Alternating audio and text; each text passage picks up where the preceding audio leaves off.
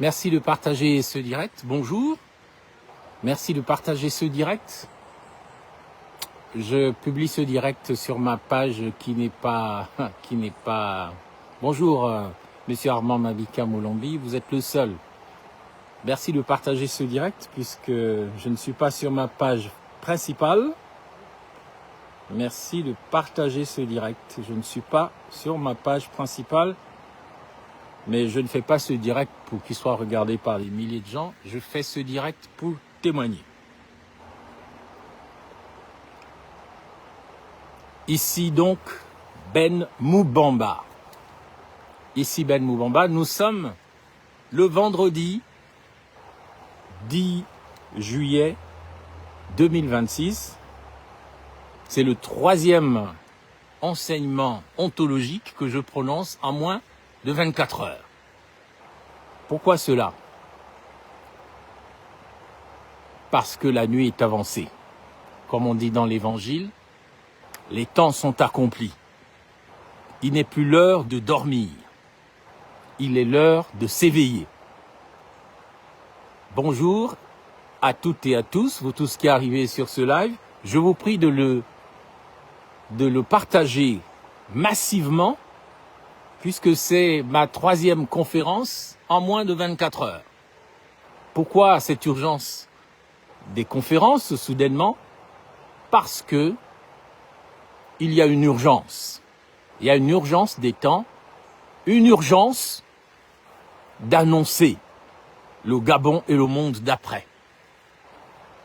Si je ne le fais pas, qui parlera? Si je ne parle pas en ce moment, qui parlera? Qui parlera de manière scientifique? Qui parlera à la manière de l'être qui devient? C'est-à-dire la vérité qui doit s'imposer et la justice. Qui parlera? Voilà pourquoi je parle. Alors, je vous prie de continuer de... Bonjour Frédéric Badinga. Non, je ne suis pas Bong Pins. Je ne suis pas dans la forêt du Congo-Brazzaville, comme notre frère parfait Moubamba dit Bong Pins, qui parlait dans les forêts du Congo, plein de colère et de fureur, comme un anaconda, et qui maintenant est au service de la 5e République, entre guillemets. Ce n'est pas une 5e République, j'en ai suffisamment parlé, puisque pour qu'il y ait un changement de République, il faut un changement de régime et de système. Or, nous savons que le système et le régime n'a pas changé. Il n'a fait que se métamorphoser ou se recolorier comme un iguane ou comme une pieuvre ou comme un caméléon. C'est une couleur différente, mais c'est toujours le même caméléon. Donc, bonjour à tous. Aujourd'hui, je ne vous présente pas encore le thème de ma conférence, ma 3e conférence en moins de 24 heures. Elle portera sur l'hommage au docteur Schweitzer, l'auteur de Alloré de la forêt vierge, que les Gabonais n'ont jamais lu. Ce qui est une faute intellectuelle, une faute spirituelle et une faute politique. Et je vais vous en parler. Donc pour l'instant, je vais vous inviter à continuer de partager ce live. Il n'est pas sur ma page officielle d'Imhotep Vladimir Bruno Ben Moubamba parce que toutes les entités sont contre ce que je dis, en tout cas les entités de la terreur. Elles ont tendance d'ailleurs à boycotter mes conférences. Comme on n'a rien à me reprocher, on ralentit, on bloque, on dit tu ne peux pas publier. On essaye d'ailleurs de s'emparer de ma page, ce qui est impossible. Voilà pourquoi je vous demande de le partager. Même quand j'aurai fini, continuez de partager ce live, mes chers frères et sœurs, mesdames et messieurs, mes chers amis. Il faut partager ce live. Donc, je continue de le partager et voir ce qui peut être partageable. J'essaie de l'envoyer sur ma page principale, mais je suis à peu près certain qu'ils vont refuser. Voilà, impossible de publier sur ma page principale. Voyons maintenant où est-ce qu'on peut le publier. Je crois qu'on ne peut le publier nulle part. Ça n'a pas d'importance, à part sur cette page personnelle, Imhotep Moubamba, je ne peux pas publier massivement ma conférence, alors qu'il n'y a aucune insulte, il n'y a qu'une volonté d'enseigner, il n'y a qu'une volonté de parler, et pourtant toutes les antennes sont vent debout pour dire Moubamba ne doit pas parler. Parce que Moubamba est trop intelligent pour un Gabonais, et très modeste aussi.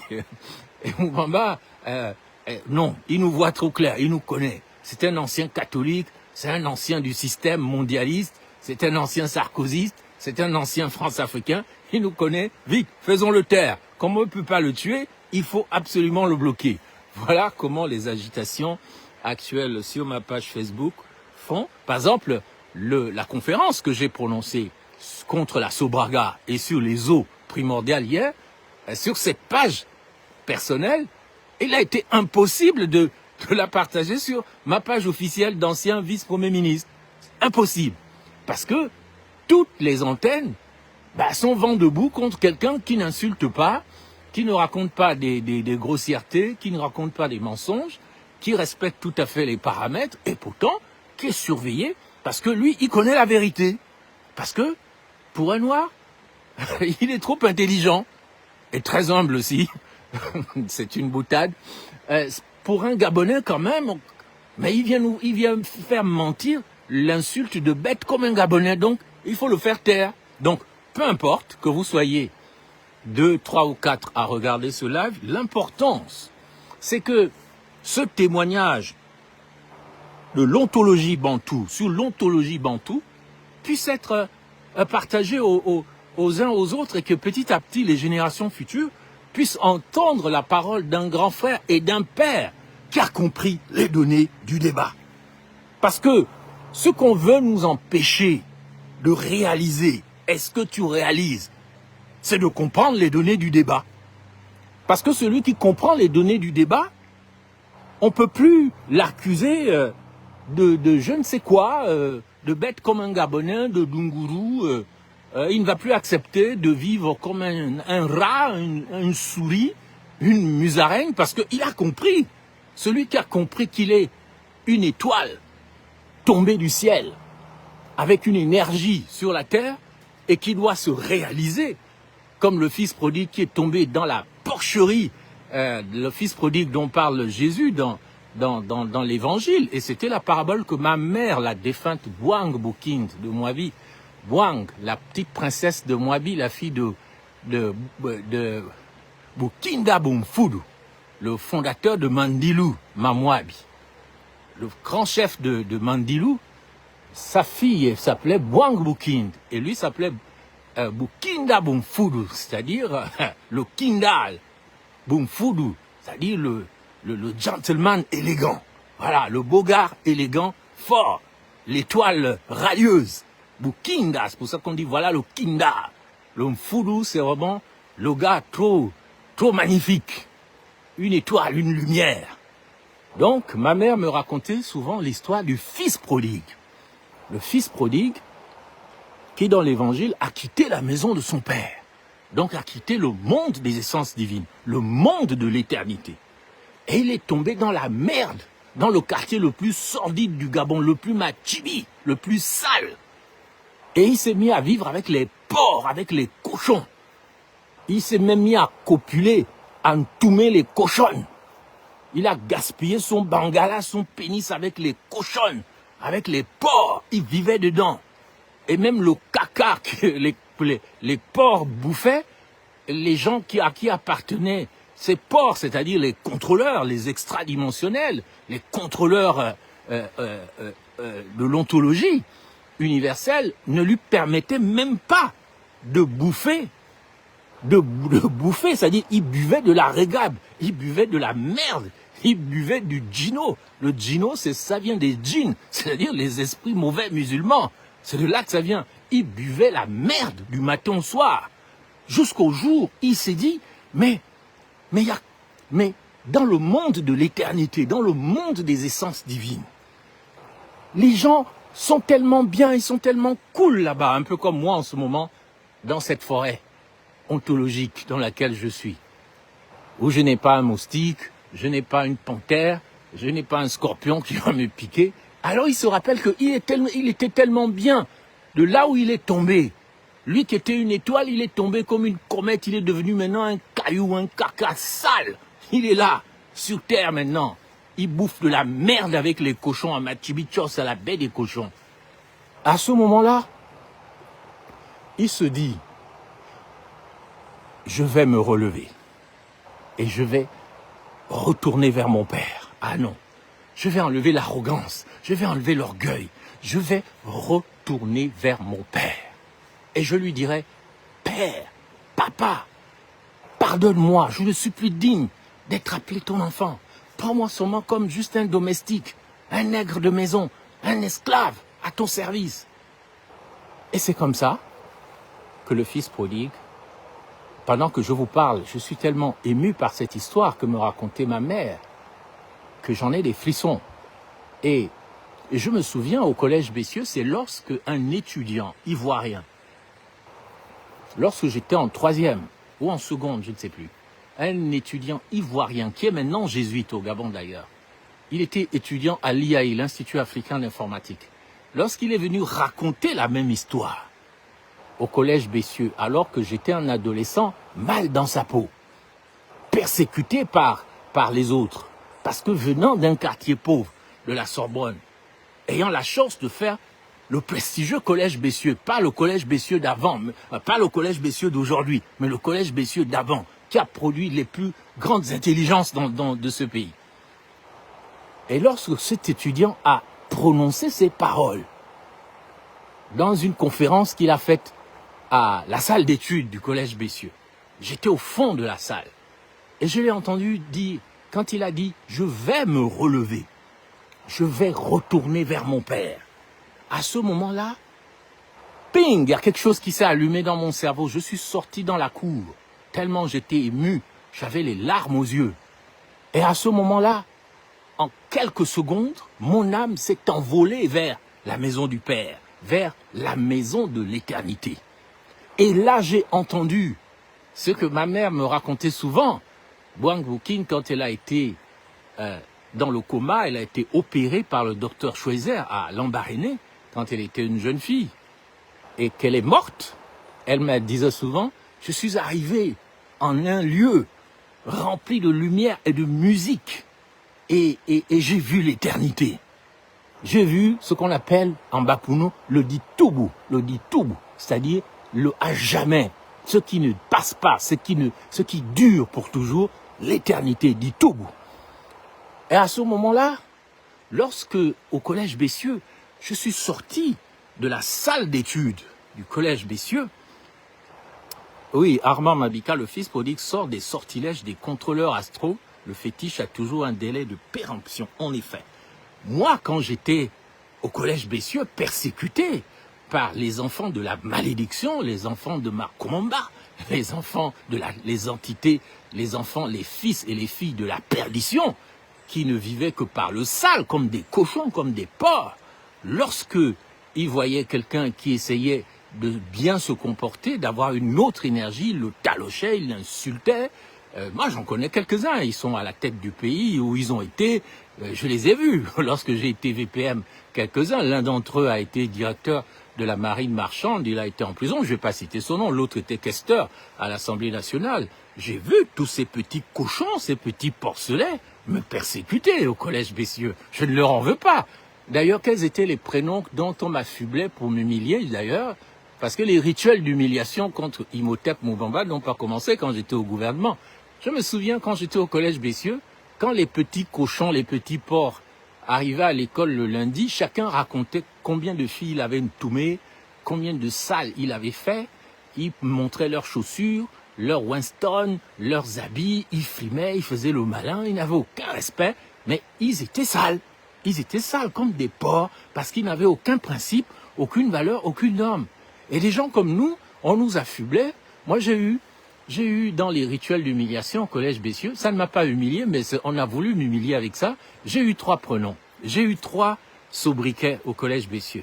Le premier était le philosophe. Voilà comment les autres là m'appelaient. Oh, le philosophe! Je ne sais pas pourquoi. Et je suis devenu philosophe. Ensuite, comment il m'appelait encore? Le prophète. Voilà. Quand j'arrivais, voilà le prophète. Pendant qu'ils jouaient au ballon et parlaient de leur sexualité et de leur prouesse sexuelle, quand je passais, regardez le prophète. Et je suis un prophète, incompris parmi les siens dans un premier temps. Et puis ensuite, les faits me donnent raison. Ensuite, que s'est-il passé? Le troisième sobriquet, c'était Ralph de Bricassard. Il y a quelqu'un que je connais très bien, qui est très célèbre au Gabon.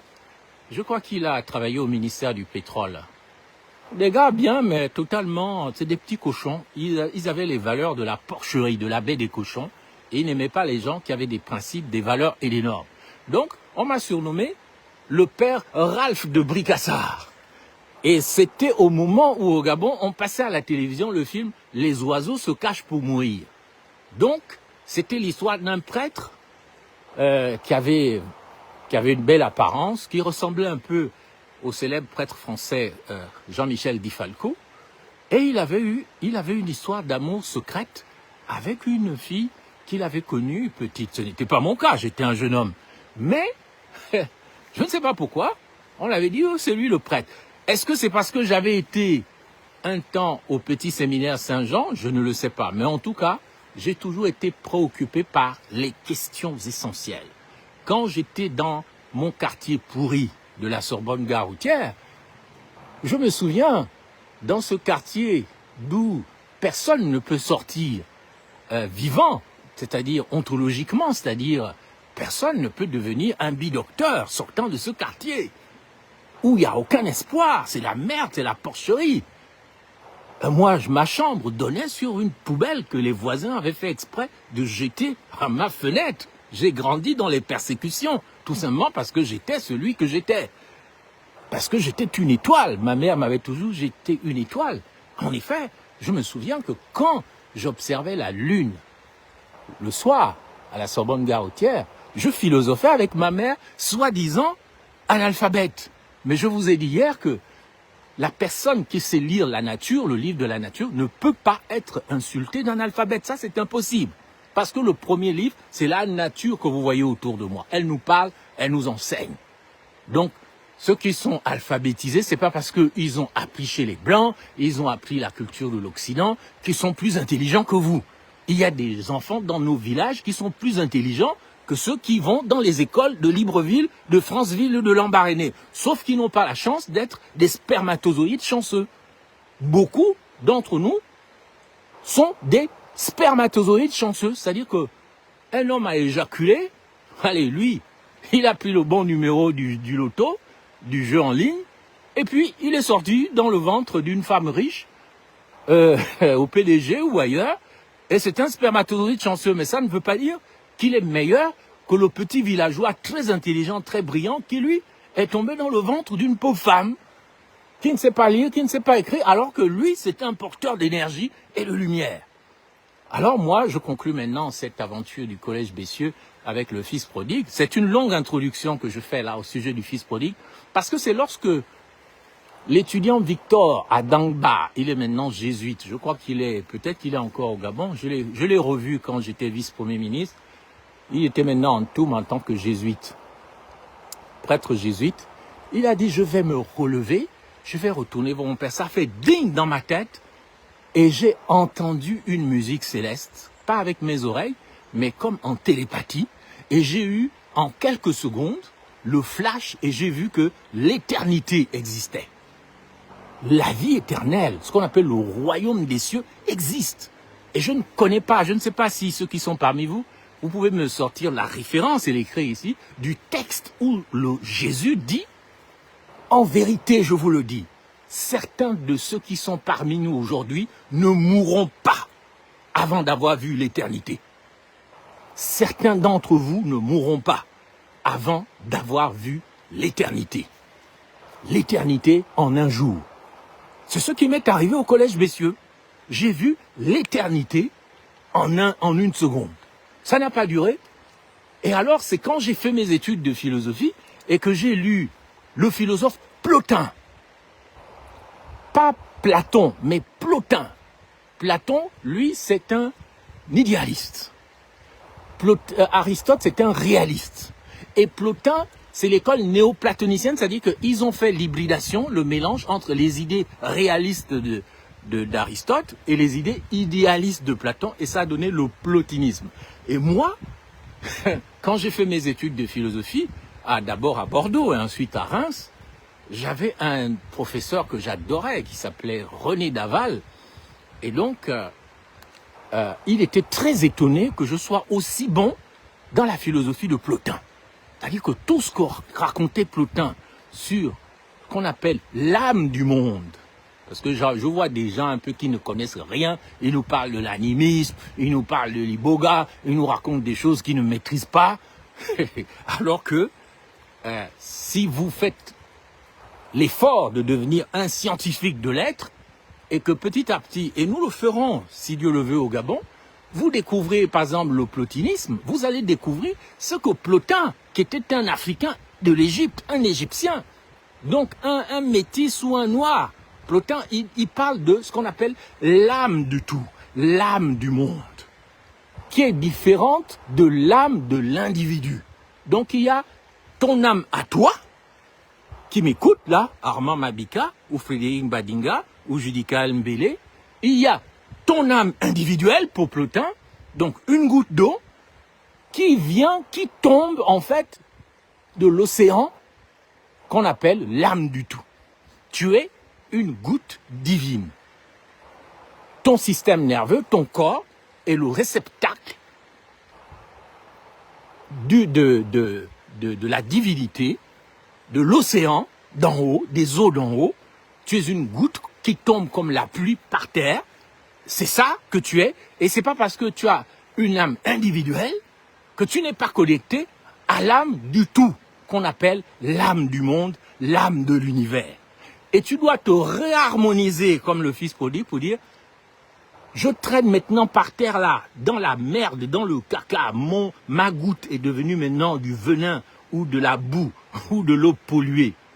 Mais quand le soleil va me frapper, va me guider par sa clarté, va me réabsorber dans la condensation, et ça c'est scientifique, c'est pas des délires spirituels, magiques ou religieux et tout ça machin, c'est de la science. Et moi je vais me battre toute ma vie pour que les Gabonais, les Africains et le monde d'après redécouvrent la science de l'être, la science de l'ontologie, qui est la vraie science. Parce que lorsque le soleil absorbe une goutte d'eau, qu'elle soit dans du caca, qu'elle soit dans du sang, qu'elle soit dans du venin, qu'elle soit dans du pétrole, qu'elle soit dans du gasoil, lorsqu'elle remonte, lorsque la goutte remonte vers l'éternité, c'est-à-dire vers les nuages, vers le ciel, elle est purifiée.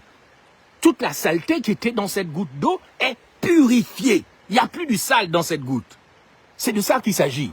Et c'est la vocation du Gabonais, c'est la vocation de l'humain, c'est la vocation du noir, jaune, blanc, enfant, adulte, homme, femme, handicapé, pygmée, quel que soit l'humain, tu es une goutte d'eau tombée de l'océan de l'éternité.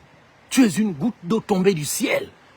Peu importe que tu aies eu la chance de tomber dans une eau claire, comme dit Akindenge, eau claire, eau claire, eau claire. Voilà, ça c'est ta chance. Tu es un spermatozoïde chanceux. Maintenant, tu peux tomber dans la crotte d'un chien. Le caca qui est dans la goutte qui est dans le caca d'un chien, c'est quand même de l'eau. Tu es tombé là. Mais si tu dis comme le fils prodigue, je viens d'en haut, comment je suis tombé, mais je vais me relever, je vais retourner vers mon père. Mais à ce moment-là, ton père, le soleil, parce que c'est scientifique, ce n'est pas que des délires mystico-spirituels, trucs bizarres, mythologiques, cosmogoniques. Alors, même scientifiquement, ton père, le soleil, va t'absorber de ta merde. Et tu vas monter comme une buée vers les nuages et tu vas redevenir une eau pure. C'est ça, quand tu vas remonter vers le dit Toubou, vers l'éternité, tu vas redevenir une eau pure. Une eau très pure. C'est ce qui se passe scientifiquement dans le cycle de l'eau, dont je n'arrête pas de vous parler. L'eau que nous buvons a une mémoire, elle se souvient de tout. Et quand j'ai lu Plotin, et c'est ce que je voulais vous dire dans ma très longue introduction, Plotin a écrit un cycle de livres qu'on appelle les Énéades. Et il y a le livre 6 des Énéades, il dit, en fait, il parle comme le fils prodigue, alors que c'est un païen. Et moi, je suis contre les gens qui insultent les autres de païens. Parce que ce n'est pas les chrétiens c'est pas les abrahamistes là, c'est pas les enfants d'Abraham qui ont inventé les ponts, la philosophie, toutes les sciences qu'on connaît. C'est les païens, hein, c'est le paganisme. Hein. Donc, cette manière de diaboliser les païens, vous les chrétiens, vous les musulmans, vous les juifs, montrez-nous déjà ce que vous avez inventé de bien. Parce que c'est les païens qui ont inventé le plus de bonnes choses dans ce monde. Donc, il est temps d'arrêter de diaboliser les soi-disant païens. Ils vous ont fait quoi de mal?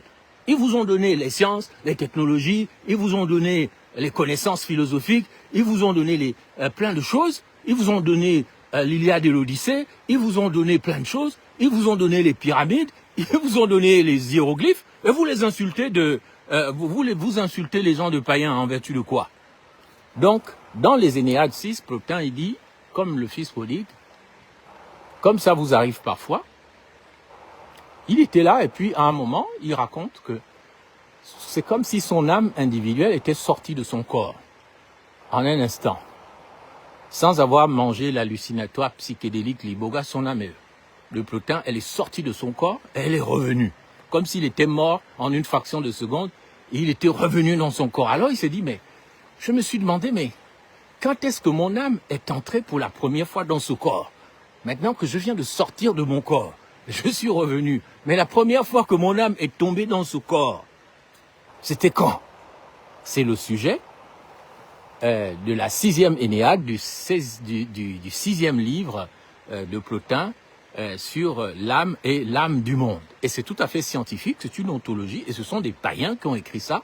Et moi, je ne connais pas des juifs, des musulmans ou des chrétiens qui écrit des choses mieux que ça. Nous devons donc aller vers une réconciliation ontologique des humains, de l'humanité, et renoncer au choc des civilisations, à la guerre de religion, à la guerre permanente, parce que le temps que nous passons à combattre, à diaboliser les autres, c'est du temps que nous perdons pour progresser et expliquer et comprendre pourquoi y a-t-il quelque chose plutôt que rien. Quel est le sens de l'existence? Quel est le but de la vie? Pourquoi nous sommes ici? Et où allons-nous? C'est de ça qu'il s'agit. Après cette longue introduction, je suis venu vous parler je suis venu prononcer un hommage au docteur Albert Schweitzer, qui est un médecin théologien protestant, philosophe, musicien alsacien. Il est le prix Nobel de la paix 1952. C'est quelqu'un qui est né en 1875 en Alsace, qui était allemande, qui a été aussi française et qui aujourd'hui est française. Le docteur Schweitzer, je lui rends hommage dans ce cadre aujourd'hui parce que c'est un des plus grands esprits que le monde ait connu. Il a vécu à Lambaréné au Gabon. Il est mort à Lambaréné. Il est enterré à Lambaréné. Sa femme est enterrée avec lui à Lambaréné. Sa fille est enterrée avec lui à Lambaréné. Et pourtant, les gens ne savent pas que le Gabon a un prix Nobel de la paix à travers ce médecin alsacien, mais gabonais. Il est gabonais. Il est né en 1875, il est mort en 1965 et il pensait que les Gabonais n'étaient pas prêts à gérer l'indépendance du pays. Comme il avait dit ça, on l'a diabolisé. Et pourtant, on l'avait adoré en tant que médecin humanitaire, en tant que prix Nobel de la paix.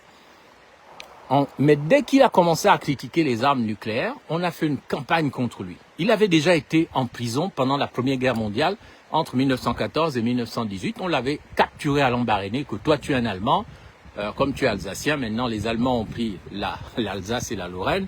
Donc viens ici, on va te mettre en prison en France. On l'a donc emprisonné en France pendant des années. Et c'est quand il était en prison en France qu'il a écrit un des meilleurs livres que j'ai jamais lu de ma vie, qui s'appelle, comme le cadre de cette conférence d'aujourd'hui, ça s'appelle « À l'orée de la forêt vierge ». À l'orée de la forêt vierge. Ce livre retrace, en effet, le premier séjour au Gabon, entre 1913 et 1917, du docteur Schweitzer, et ce livre pose en fait les fondations de son œuvre humanitaire. Et c'est par ce livre qu'il invente aussi une philosophie qu'on appelle la philosophie de la vie. Une philosophie qui devrait être enseignée au Gabon.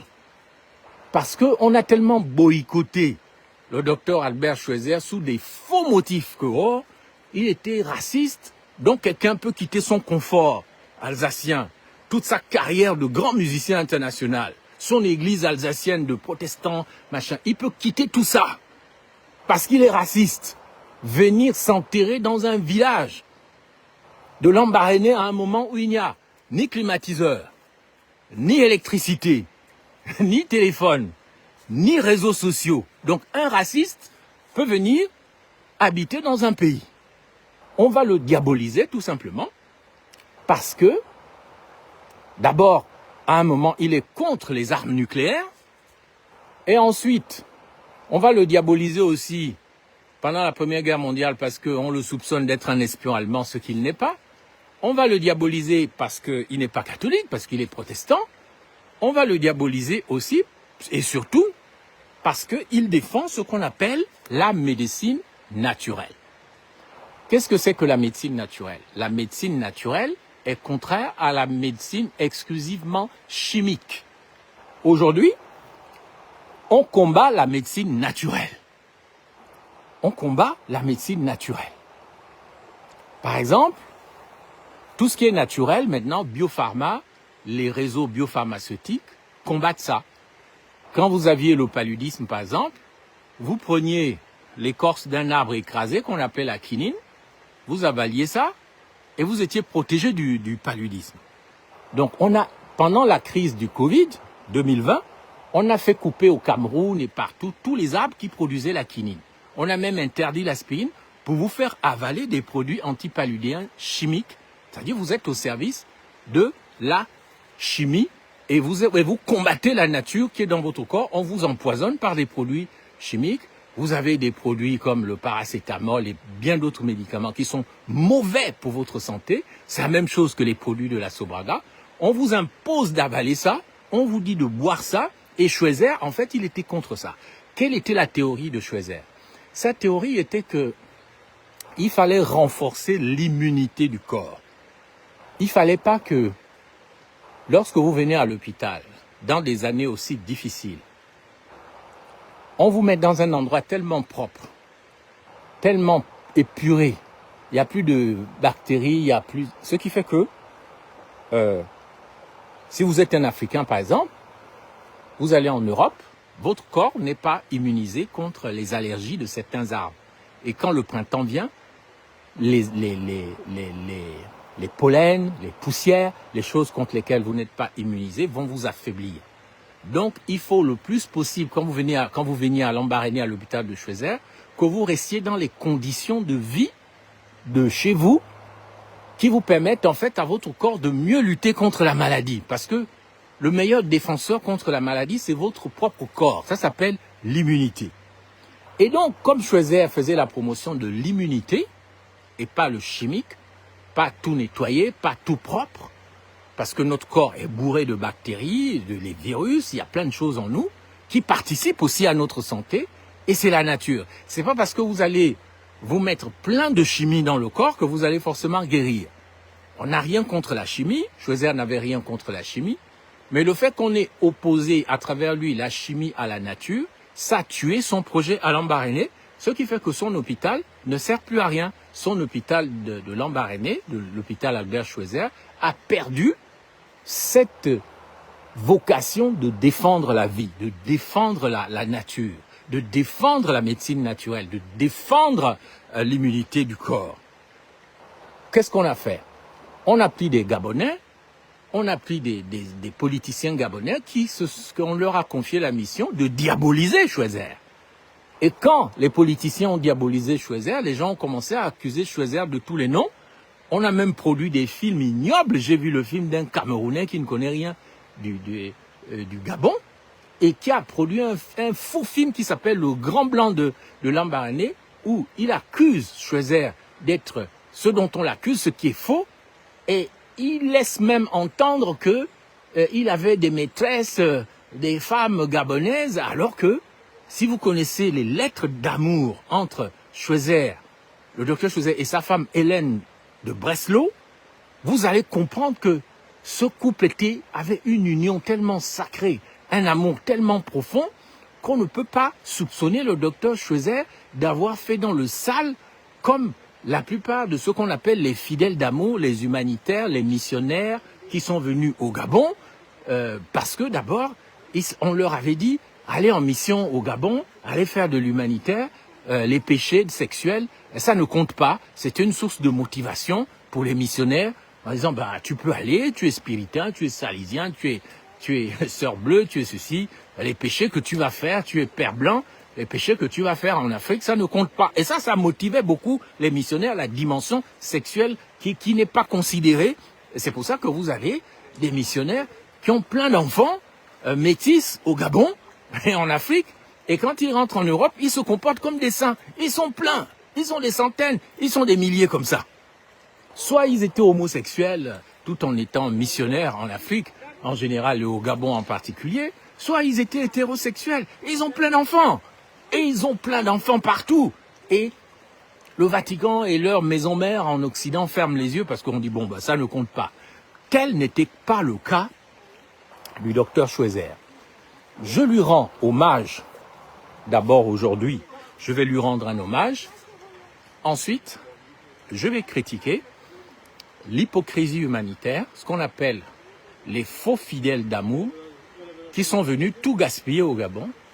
Et je vais vous appeler à la fin à revenir à la philosophie de la vie du docteur Choiseul, qui est un des plus grands hommes de tous les temps, qui dort dans une tombe au Gabon, qui est ignoré, qui est injustement décrié, sur lequel pèse une calomnie, des faussetés, alors que, en nous faisant ignorer la philosophie de la vie du docteur Choiseul, nous passons à côté d'une très grande science ontologique que nous avons la chance d'abriter au Gabon à travers un des plus grands hommes de tous les temps, qui est blanc et qui est gabonais.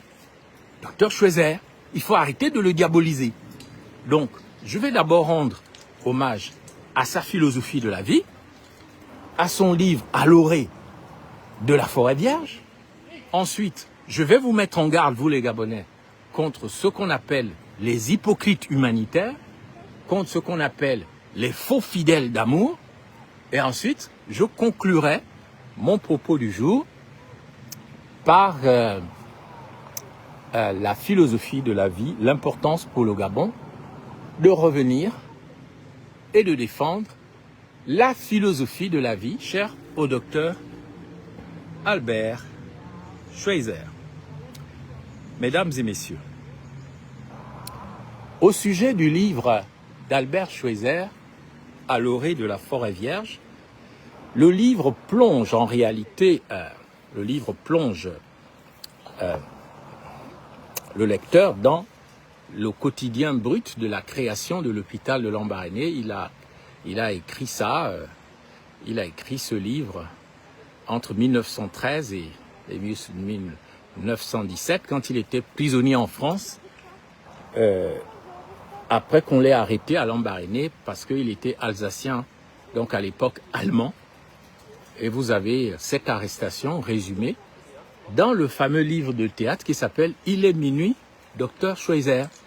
Donc lui, quand on l'arrête, on l'amène en France, il rédige en fait l'histoire de son arrivée, en fait, la fondation de son hôpital à Lambaréné. Et normalement, ça c'est un livre qui, sans aucun racisme, aucun repli identitaire, devrait en fait inspirer les chercheurs de vérité, les amoureux de la justice et les disciples de la vie au Gabon. Donc il raconte là-dedans, Schweitzer raconte les débuts de son hôpital, comment il fait les premières consultations en plein air, parce qu'il croit beaucoup en la médecine naturelle. Après, parce qu'il n'a pas assez d'argent, il fait ses premières consultations dans un ancien poulailler, faute de structure adaptée. Je rappelle qu'il a tout quitté pour venir au Gabon.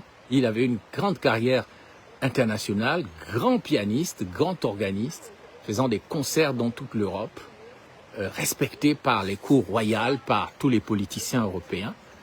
Et puis, à l'orée de la forêt vierge, il raconte comment il va lutter contre les maladies.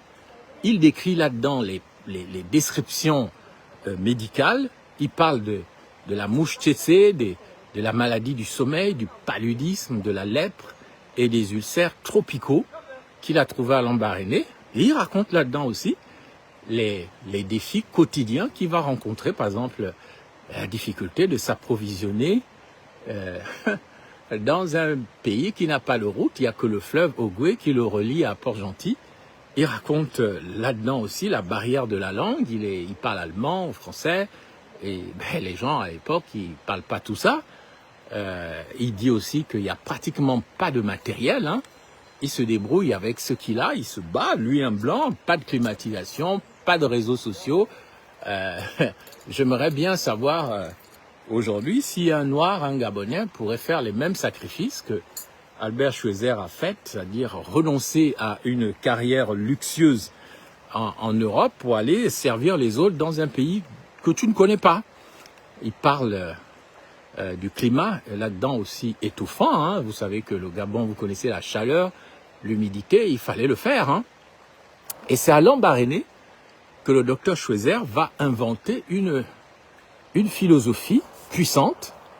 Il va développer un concept que normalement il faut redévelopper aujourd'hui dans un pays comme le Gabon, où il faut fonder d'abord des principes, des valeurs, des normes nouvelles, avant de penser que le développement, oui, c'est d'abord l'agitation matérialiste, des immeubles. Mais on s'en fout de tes immeubles.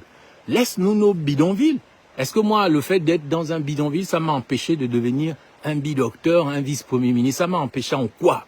En rien du tout. Arrête de nous casser, Oligingema, de nous casser les pieds, de nous casser la tête, de nous casser les maisons. Laisse-nous dans nos bidonvilles, mais laisse-nous développer des principes, des valeurs et des normes, et arrête de nous faire croire, Oligingema, avec tes bâtisseurs à la con.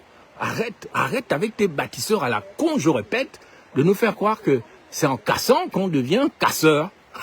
C'est-à-dire que c'est en cassant qu'on devient développé. Mais tu mens, tu racontes du n'importe quoi. Je suis désolé, monsieur le président. Parce que moi, quand je regarde la naissance d'une philosophie comme le respect de la vie à Lambaréné, dans le livre du docteur Schweitzer, à l'orée de la forêt vierge, le fameux docteur, il témoigne en fait de sa prise de conscience face à la souffrance humaine, mais pas seulement que des humains. Il parle aussi de la souffrance des animaux et de sa volonté de réparer à sa petite échelle de petit docteur blanc Schweitzer. Il veut réparer les injustices liées à la colonisation. Et c'est cet homme-là que vous avez diabolisé. La France-Afrique l'a diabolisé. Les militaires de nucléaire l'ont diabolisé. Les Gabonais et Lungué, à qui on raconte des histoires à dormir debout et ils y croient, ils l'ont diabolisé. Parce que Schweitzer, c'est pas n'importe qui. Il a écrit à l'orée de la forêt vierge. C'est pour ça que je lui rends hommage ici, à l'orée de la forêt vierge, dans la forêt tranquille et la forêt profonde. Pour les Français et ceux qui connaissent la musique classique, je vous renvoie au musicien classique qui s'appelle Rameau. Il a écrit une œuvre musicale qui s'appelle Les Indes galantes, où il rend justement hommage aux gens qui visitent les forêts profondes. Donc, Albert Schweitzer, lui, il a visité les forêts profondes.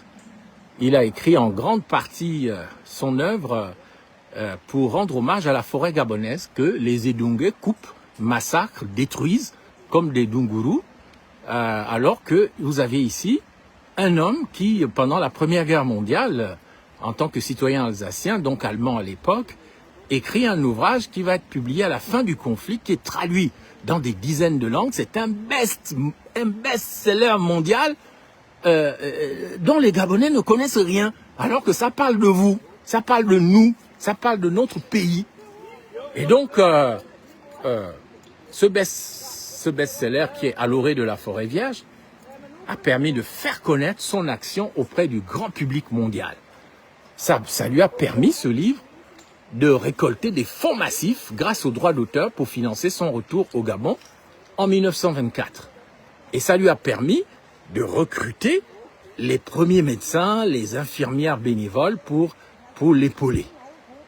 Donc, réjouissons-nous d'avoir un grand homme comme Albert Schweitzer enterré au Gabon, qui est également un prix Nobel de la paix qui lui a été attribué en 1952. C'est un personnage universel aux multiples talents.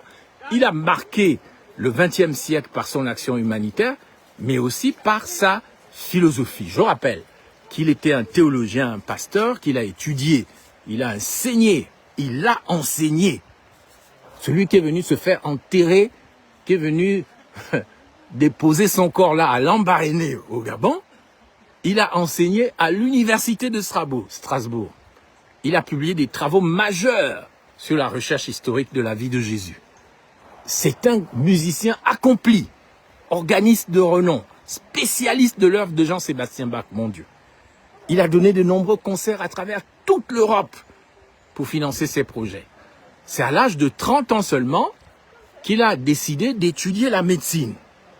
Il a choisi de renoncer à son confort académique pour commencer des études de médecine et se spécialiser dans les maladies tropicales. C'est en 1913 qu'Albert Schweitzer est parti donc pour le Gabon avec son épouse, Hélène, elle s'appelait Hélène Breslau. Voilà. Et vous venez faire des faux films sur le Grand Blanc de Lambaréné pour l'accuser de je ne sais quoi, parce que vous les Noirs, quand vous êtes racistes, vous êtes pire que les Blancs. Qu'est-ce que vous reprochez au concept d'Albert Schweitzer qu'il a créé au Gabon, le concept qu'on appelle le village hôpital, c'est-à-dire un village hôpital qui respecte la culture locale, hein, un établissement qui permettait aux patients de venir accompagnés de leur famille. Mais ça vous regarde en quoi? Il fallait le faire. Vous venez l'insulter, vous venez le traiter de tous les noms. Hein? Pourquoi? Parce qu'on préparait les repas dans son village hôpital, parce que la famille préparait les repas, parce que la famille participait à la vie quotidienne du village hôpital. Mais vous n'êtes pas bien. Allez à Chambrier, vous allez mourir en un rien de temps parce que vous avez un petit AVC. On va vous bourrer de chimie, on va vous bourrer de produits bizarres. Vous allez faire la richesse des pharmacies chimiques qui ne vendent que de la chimie. Ils ont oublié la nature, ils ont oublié la pharmacopée, ils ont oublié un certain nombre de molécules qui sont dans la nature. Et ils ont tout mis, maintenant au Gabon, tout c'est la chimie, tout. Il faut aller avec des ordonnances très chères, aller chercher de la chimie qu'on vous envoie, sur lequel vous n'avez aucun contrôle. Et puis après, 3 jours ou 4 jours à l'hôpital militaire, oh, il est mort. Oh, machin est mort à Chambrier. Oh, un tel est mort à Antchengue. Mais vous n'êtes pas bien, vous. Ah ouais. Merci Arnaud Mabika Moulambi. Hein? Moi, j'ai vu en 2010 la mort de Pierre Claver-Nzinck, qui était mon ami. Il est allé à l'hôpital militaire, il est sorti là-bas noir avec la chimie de l'hôpital militaire de Libreville. Il est venu mourir en France. J'étais à son enterrement. Il y a beaucoup de gens que moi je connais, même dans mon parti, l'ACR, qu'on veut interdire. Merci Oligui. Interdis mon parti, je m'en fous de toi. Tu peux interdire, mais ça ne changera rien à ce que Dieu a décidé. Moi j'ai vu des gens, j'ai vu un de mes sages, il est allé dans un hôpital à Libreville pour une petite opération de l'œil. On lui a percé l'œil. Voilà, les bistouris, l'industrie, la chimie. Il est rentré de là avec son œil percé. Hein. On l'a enterré il n'y a pas longtemps, le pauvre. Il est mort par la suite. Je vois des gens aussi. Un autre sage est mort à Chambrier, la clinique Chambrier. Il a fait un petit AVC, il est allé là-bas, on l'a posé là-bas. Bon, c'était un indigent. On a fait une liste d'ordonnances. On est allé acheter des produits chers à la pharmacie. On a emmené les produits, mais le gars, le pauvre sage, il est mort. Alors combien? Aujourd'hui, nous avons une explosion des décès au Gabon. Je crois qu'en avril, on était déjà à presque 10 000 morts au Gabon. Parce qu'en fait, les gens meurent de quoi?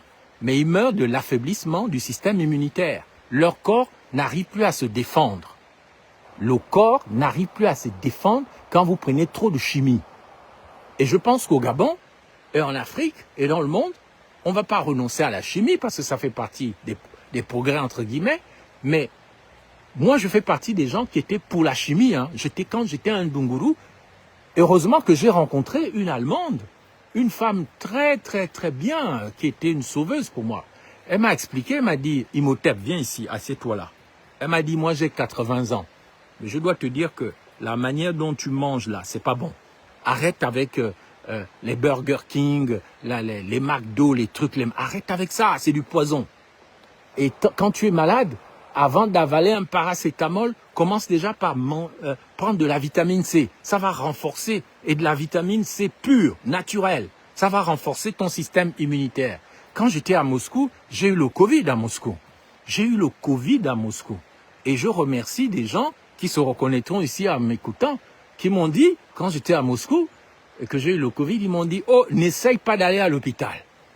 Parce que tu ne reviendras jamais vivant de l'hôpital. On m'a dit, non, tu vas faire ça, la nature et tout. Tu fais ça avec un peu de vin rouge, avec un peu d'aspirine. Mais je suis resté enfermé dans ma chambre pendant au moins 2 semaines. J'ai perdu le goût, j'ai eu tous les symptômes, mais je me suis sauvé du Covid comme ça. Parce que le Covid était le professeur Montagnier aussi, qui est un ami du docteur Schweizer, eh bien, il l'a dit, hein, le Covid avait été un virus fabriqué à Wuhan. C'était une arme militaire qu'on a injectée, on ne sait pas comment, aux gens. Et donc, si tu faisais confiance à la chimie, on t'amenait à l'hôpital, on t'entubait, on te mettait des trucs respiratoires, comme à l'intérieur de ce virus, disait le professeur Montagnier, qui a été aussi diabolisé comme Schweizer, parce qu'il avait parlé. Eh bien, on avait mis là-dedans des petites traces de venin de cobra. Donc, le venin de serpent, ça coagule le sang. Et quand le sang coagule, ça fait péter les veines. Et donc, quand les veines sautent, ben, tu meurs.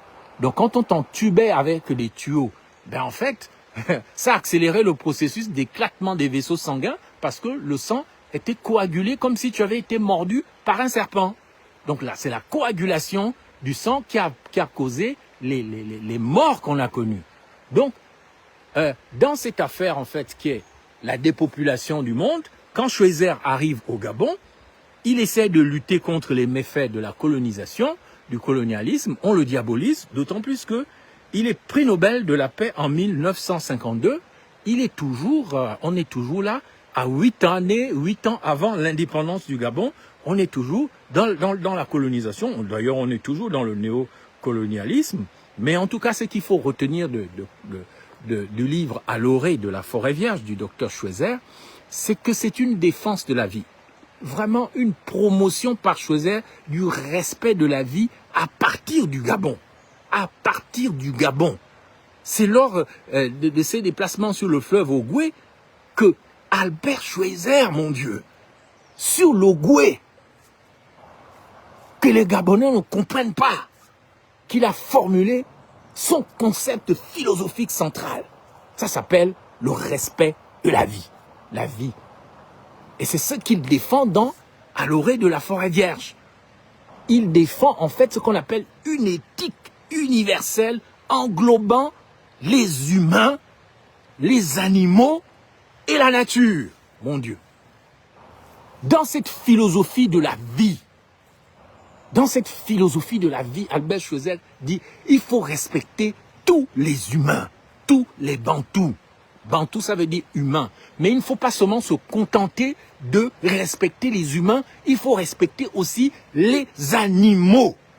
Et moi j'ai remarqué qu'au Gabon, les enfants mal éduqués ne respectent pas les animaux.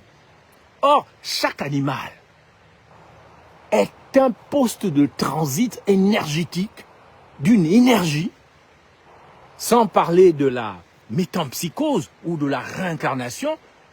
Ce matin, quand je me suis levé, en sortant de mon ermitage, de mon bungalow, de mon chalet, il y avait un gros canard, je vais le prendre en photo tout à l'heure, qui m'attendait devant ma porte. Un gros canard, il me regarde. Hier, je l'avais déjà vu en sortant de l'eau, quand j'ai parlé de l'eau, le canard là m'attendait. Il me regardait bizarrement comme ça, comme s'il voulait me passer un message.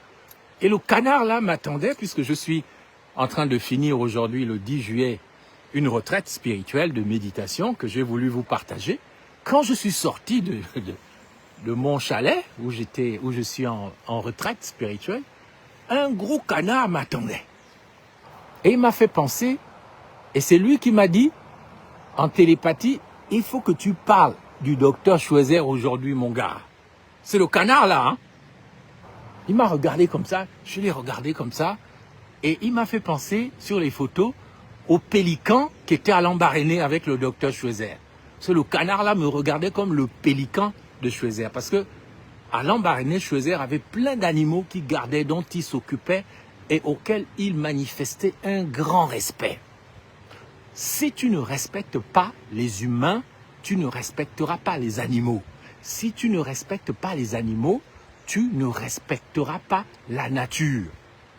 La nature que tu vois là, ce sont des antennes, ce sont des plateformes qui portent l'énergie universelle. Partout où tu as de l'eau, il y a une énergie. Dans cet arbre-là, l'arbre que tu vois là, il y a de l'eau, il y a une énergie dedans. Donc, il y a une âme. C'est pas la même âme que l'âme humaine, puisque l'âme humaine, elle est dotée de plus de facultés que les animaux ou les arbres, ou la nature. L'âme humaine, bien sûr, elle a plusieurs facultés. Je vais vous en donner quelques exemples dans les parties de l'âme humaine. Pendant que je vous parle, là, les insectes sont en train de me faire la fête, là, de me dire, tu parles de nous, la nature, là, tu as raison, mon gars, continue. Tu es un grand Imhotep, toi, au moins, tu connais. Toi, tu connais ça, oui, je connais. Donc, les parties de l'âme humaine sont, par exemple, la sensation. La sensation est une partie de l'âme, si vous ne le savez pas. La sensation, c'est tout ce que tu sens à travers tes 5 sens.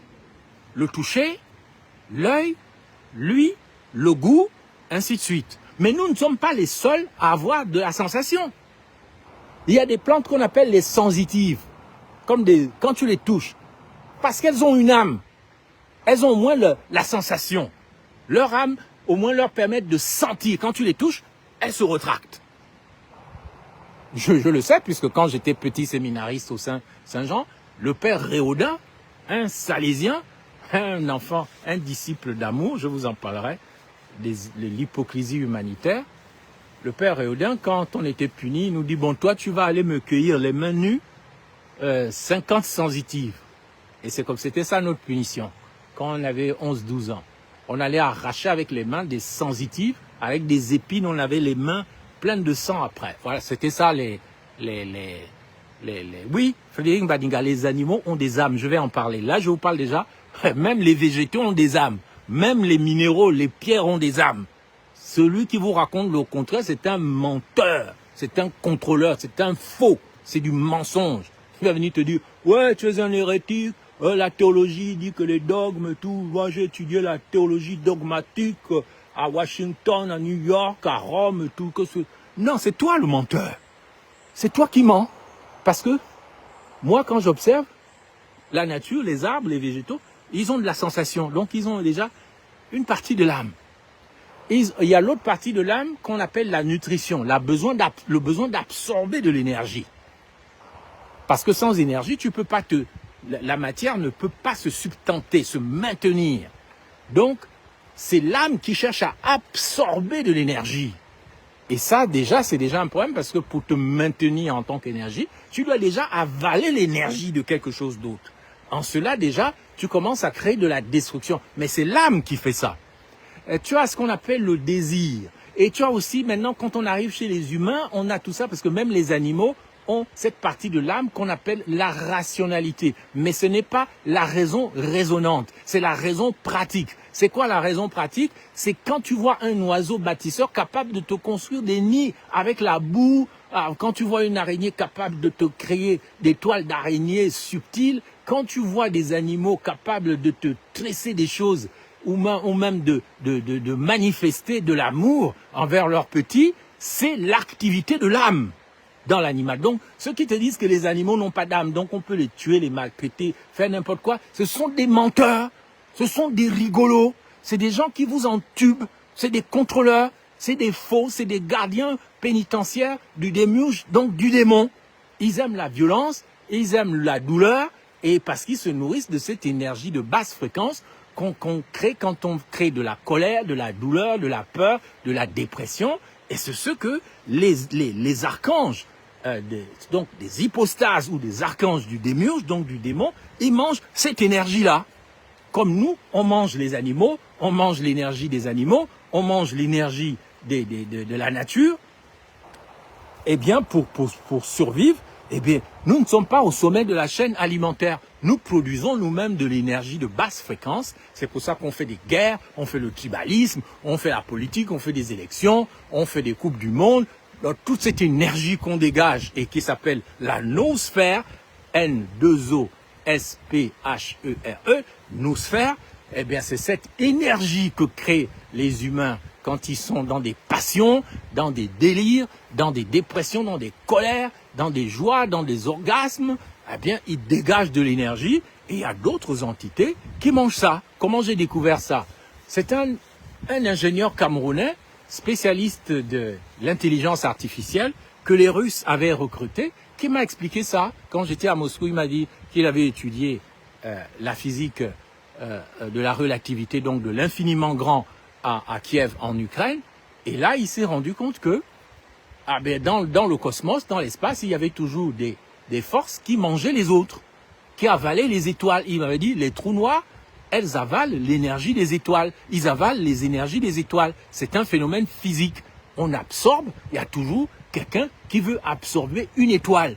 Et au Gabon, ce sont des trous noirs qui absorbent les énergies, les âmes, les étoiles des gens en organisant le Gabon comme un trou noir.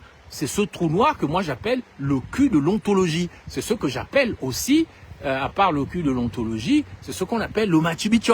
C'est ce qu'on appelle le Mundunga. Le Mundunga, c'est ça, le Mundung. C'est le trou noir qui est là, il avale les étoiles par la bouche et il les expulse en merde. Et c'est pour ça que d'ailleurs, je vais vous dire un secret, toutes les matières premières que vous voyez, les minéraux, le manganèse, le pétrole, le machin, tout ça, c'est la chiure des extradimensionnels. C'est là, c'est ce que les trous noirs ontologiques chient quand ils ont fini de manger. Quand ils ont fini de manger les étoiles, lorsqu'ils ont fini d'avaler quelqu'un qui est brillant, qui est une étoile, et quand ils le chient comme un éléphant, quand l'éléphant chie, eh bien, à l'intérieur de sa chiure, il y a des graines qu'il a avalées comme un trou noir, comme une entité. Et quand il va dans la forêt vierge, il chie, et c'est ce qui donne les arbres okoumé. Donc, toute la richesse du monde est une chiure.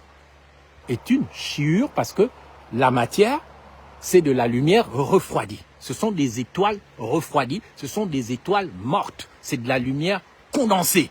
En réalité, dans la science de l'être, dans la science de l'ontologie est la vraie science qui explique pourquoi y a-t-il quelque chose plutôt que rien.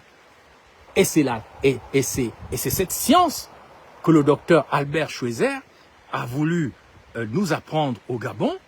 Et comme Jésus, nous l'avons insulté, nous l'avons traité de tous les noms, et on ne veut pas entendre parler de lui, parce que il dit la vérité.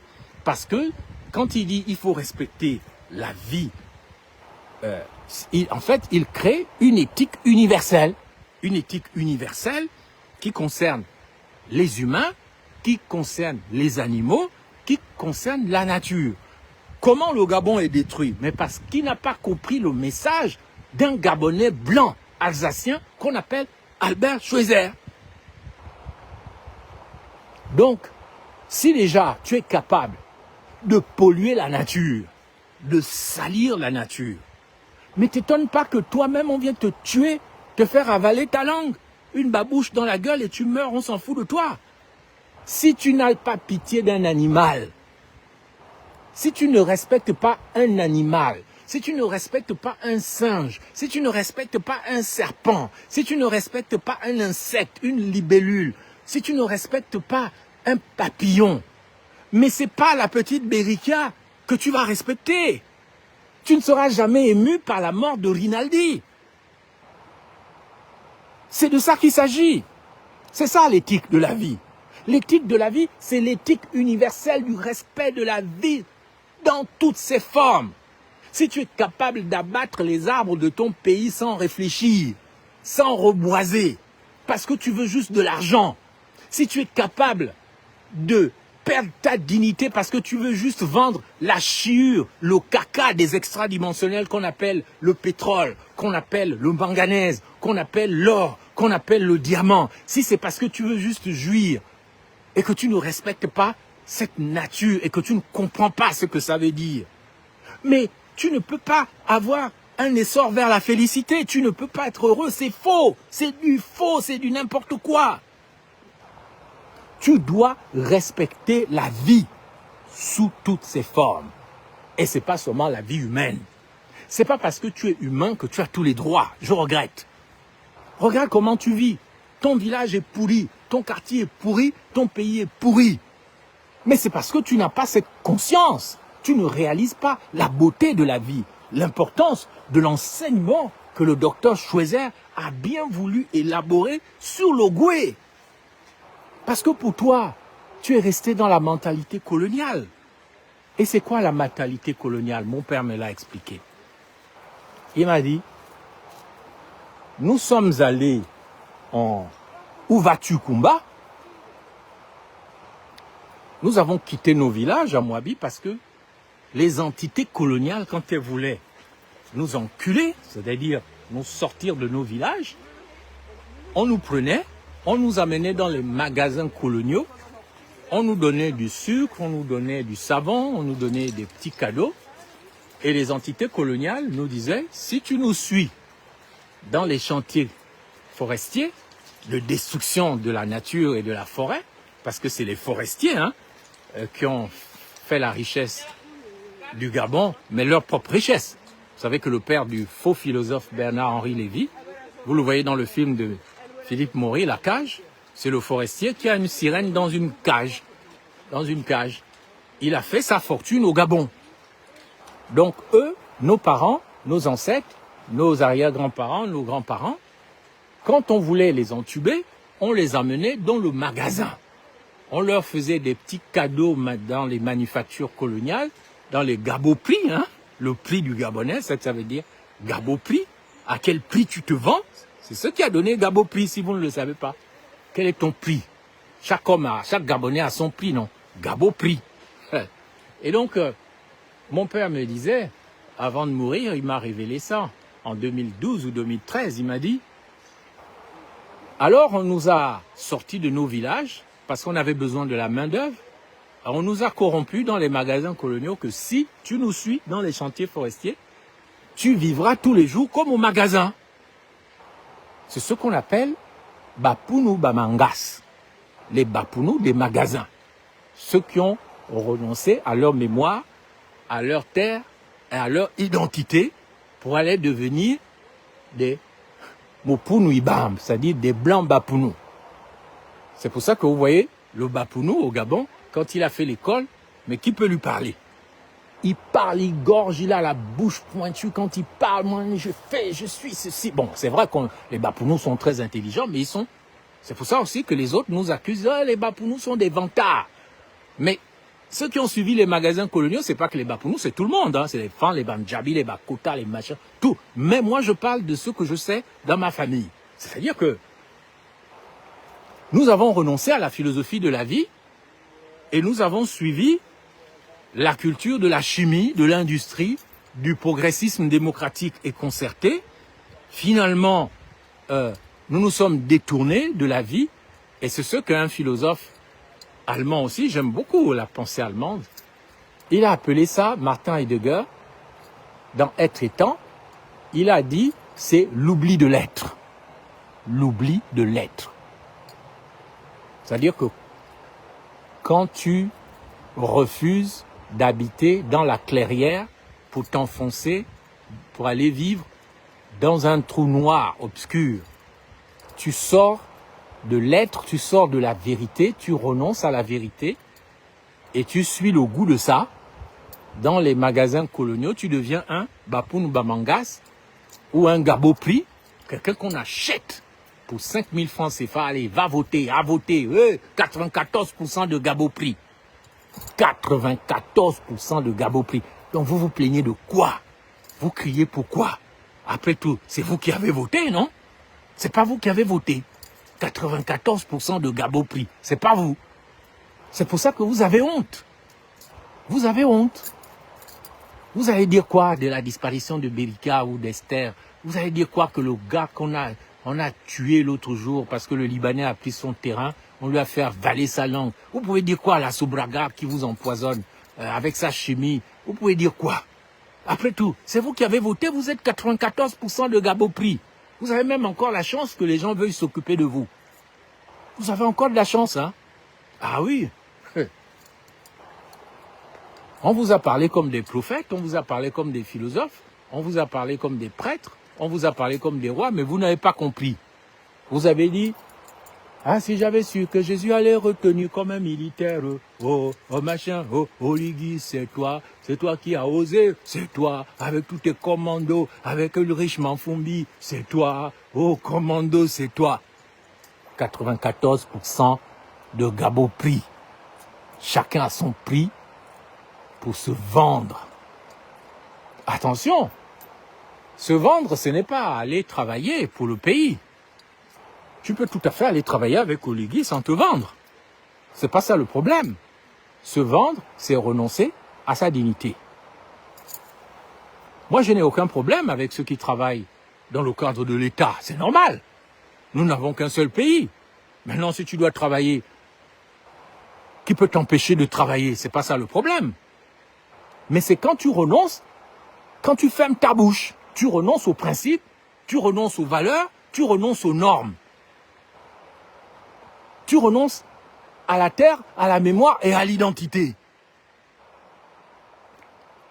On ne te reproche pas d'avoir voté, mais on te reproche d'avoir renoncé et puis après de te camoufler, de te cacher derrière des accusations sans queue ni fondement, parce que tu ne veux pas ouvrir les yeux, tu ne veux pas comprendre, tu refuses la mémoire, tu effaces ta mémoire, tu fais l'oubli de l'être. Voilà, j'oublie, allez, j'efface tout, j'oublie, je veux pas, non, je reste dans ma merde, je reste avec mes cochons, je baise mes cochonnes, je mange ma merde, je me bats avec mes porcs, laissez-moi tranquille, c'est bien comme ça, allez.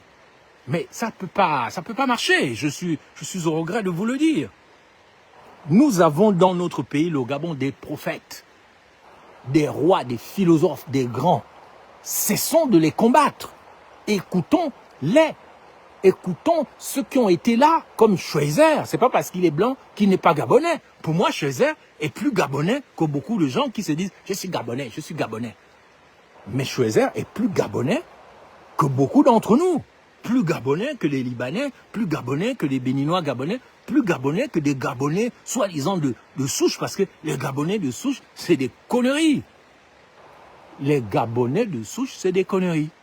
Le Gabon, il existait avant que les gens qui sont arrivés au 18e ou au 19e siècle, ou ceux qui étaient un peu là au 15e siècle, quand les Portugais sont arrivés.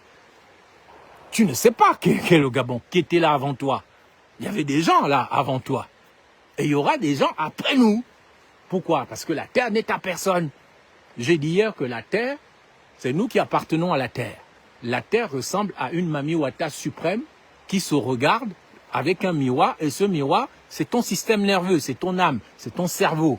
La terre s'observe elle-même à travers nous.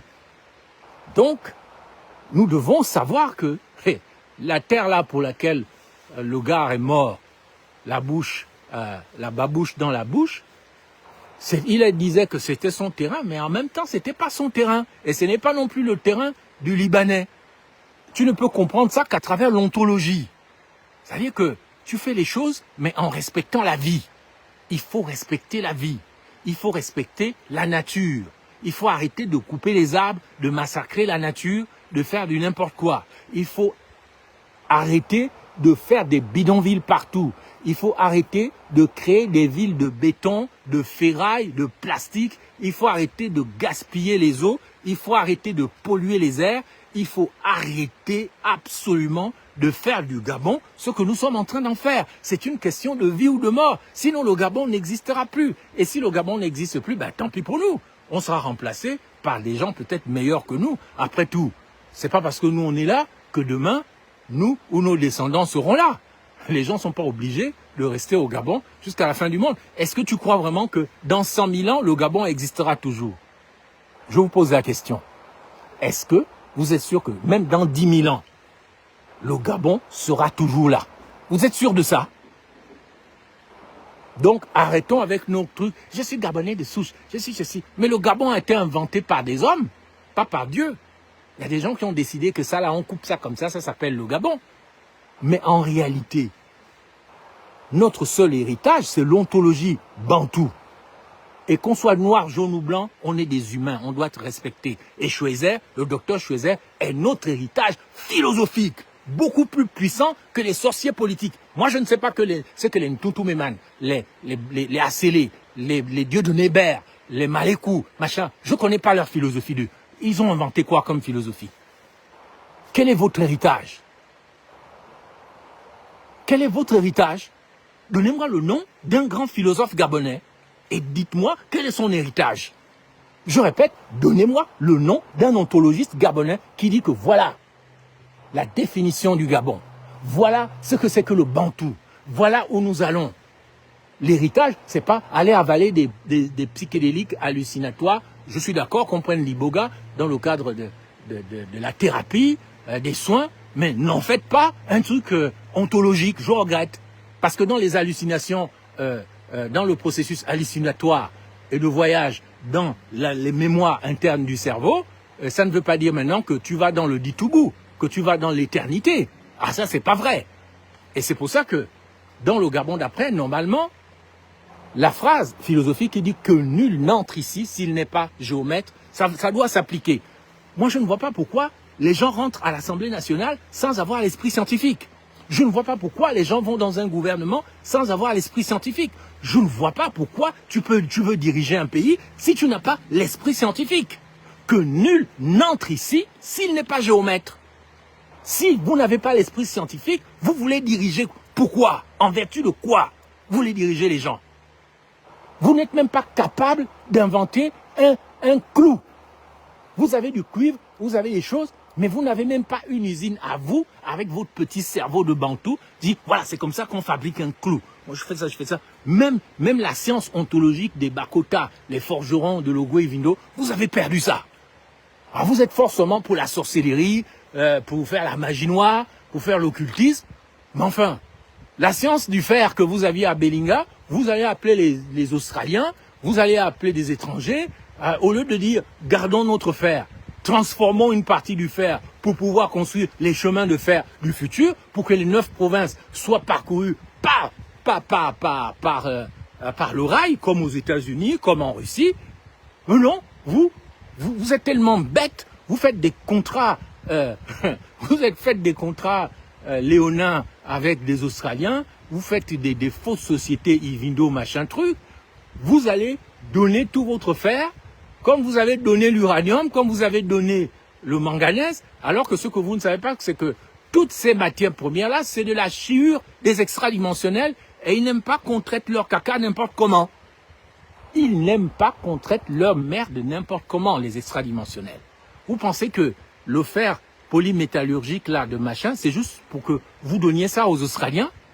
Vous ne pouvez pas avoir des usines sidérurgiques dans ce pays? Vous ne pouvez pas avoir suffisamment d'énergie? Vous pensez que Schweizer a été riche quand il est venu au Gabon faire son hôpital, son village hôpital, célèbre dans le monde entier, sur lequel vous vomissez parce que vous êtes bête comme un Gabonais?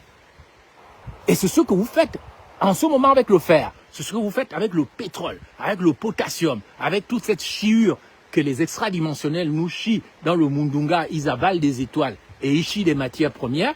Vous ne comprenez pas que le marbre et tout ça, c'est de la chiure des extradimensionnels et que ontologiquement, vous devez être suffisamment intelligent, donc avoir l'esprit géométrique pour pouvoir faire quoi? Mais pour pouvoir faire du Gabon ce qu'il doit devenir. les entités ne sont pas venues cabiner toutes ces matières premières au Gabon juste pour vous faire plaisir, monsieur Oligui Nguema, monsieur Dieudonné Bert, messieurs les sorciers politiques, messieurs et mesdames les bâtisseurs, vous tous là, les petits sorciers, les praticiens des temples maudits, les temples solaires et tout ça. Non, ça ne sert pas à ça, les matières premières. Ça sert à faire du Gabon le pays qui doit devenir.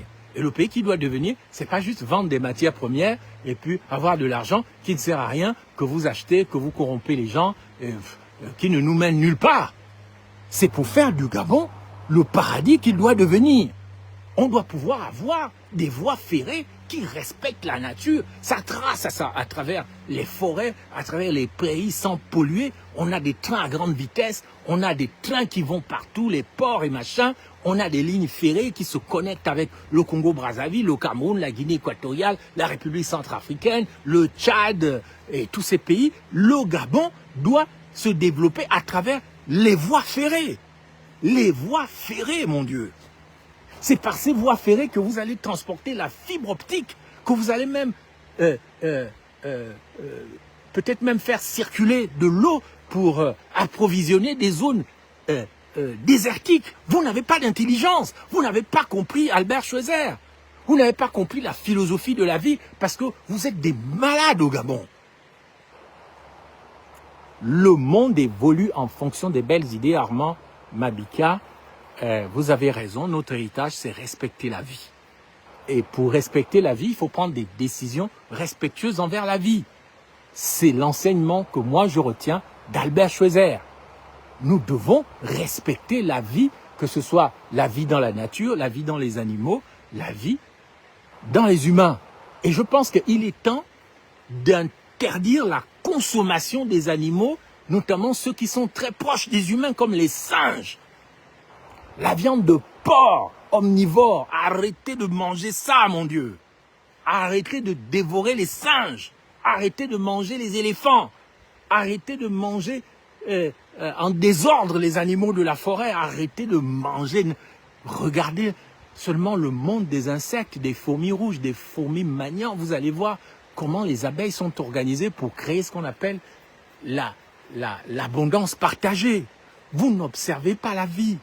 Donc vous ne vous éveillez pas. C'est de ça qu'il s'agit.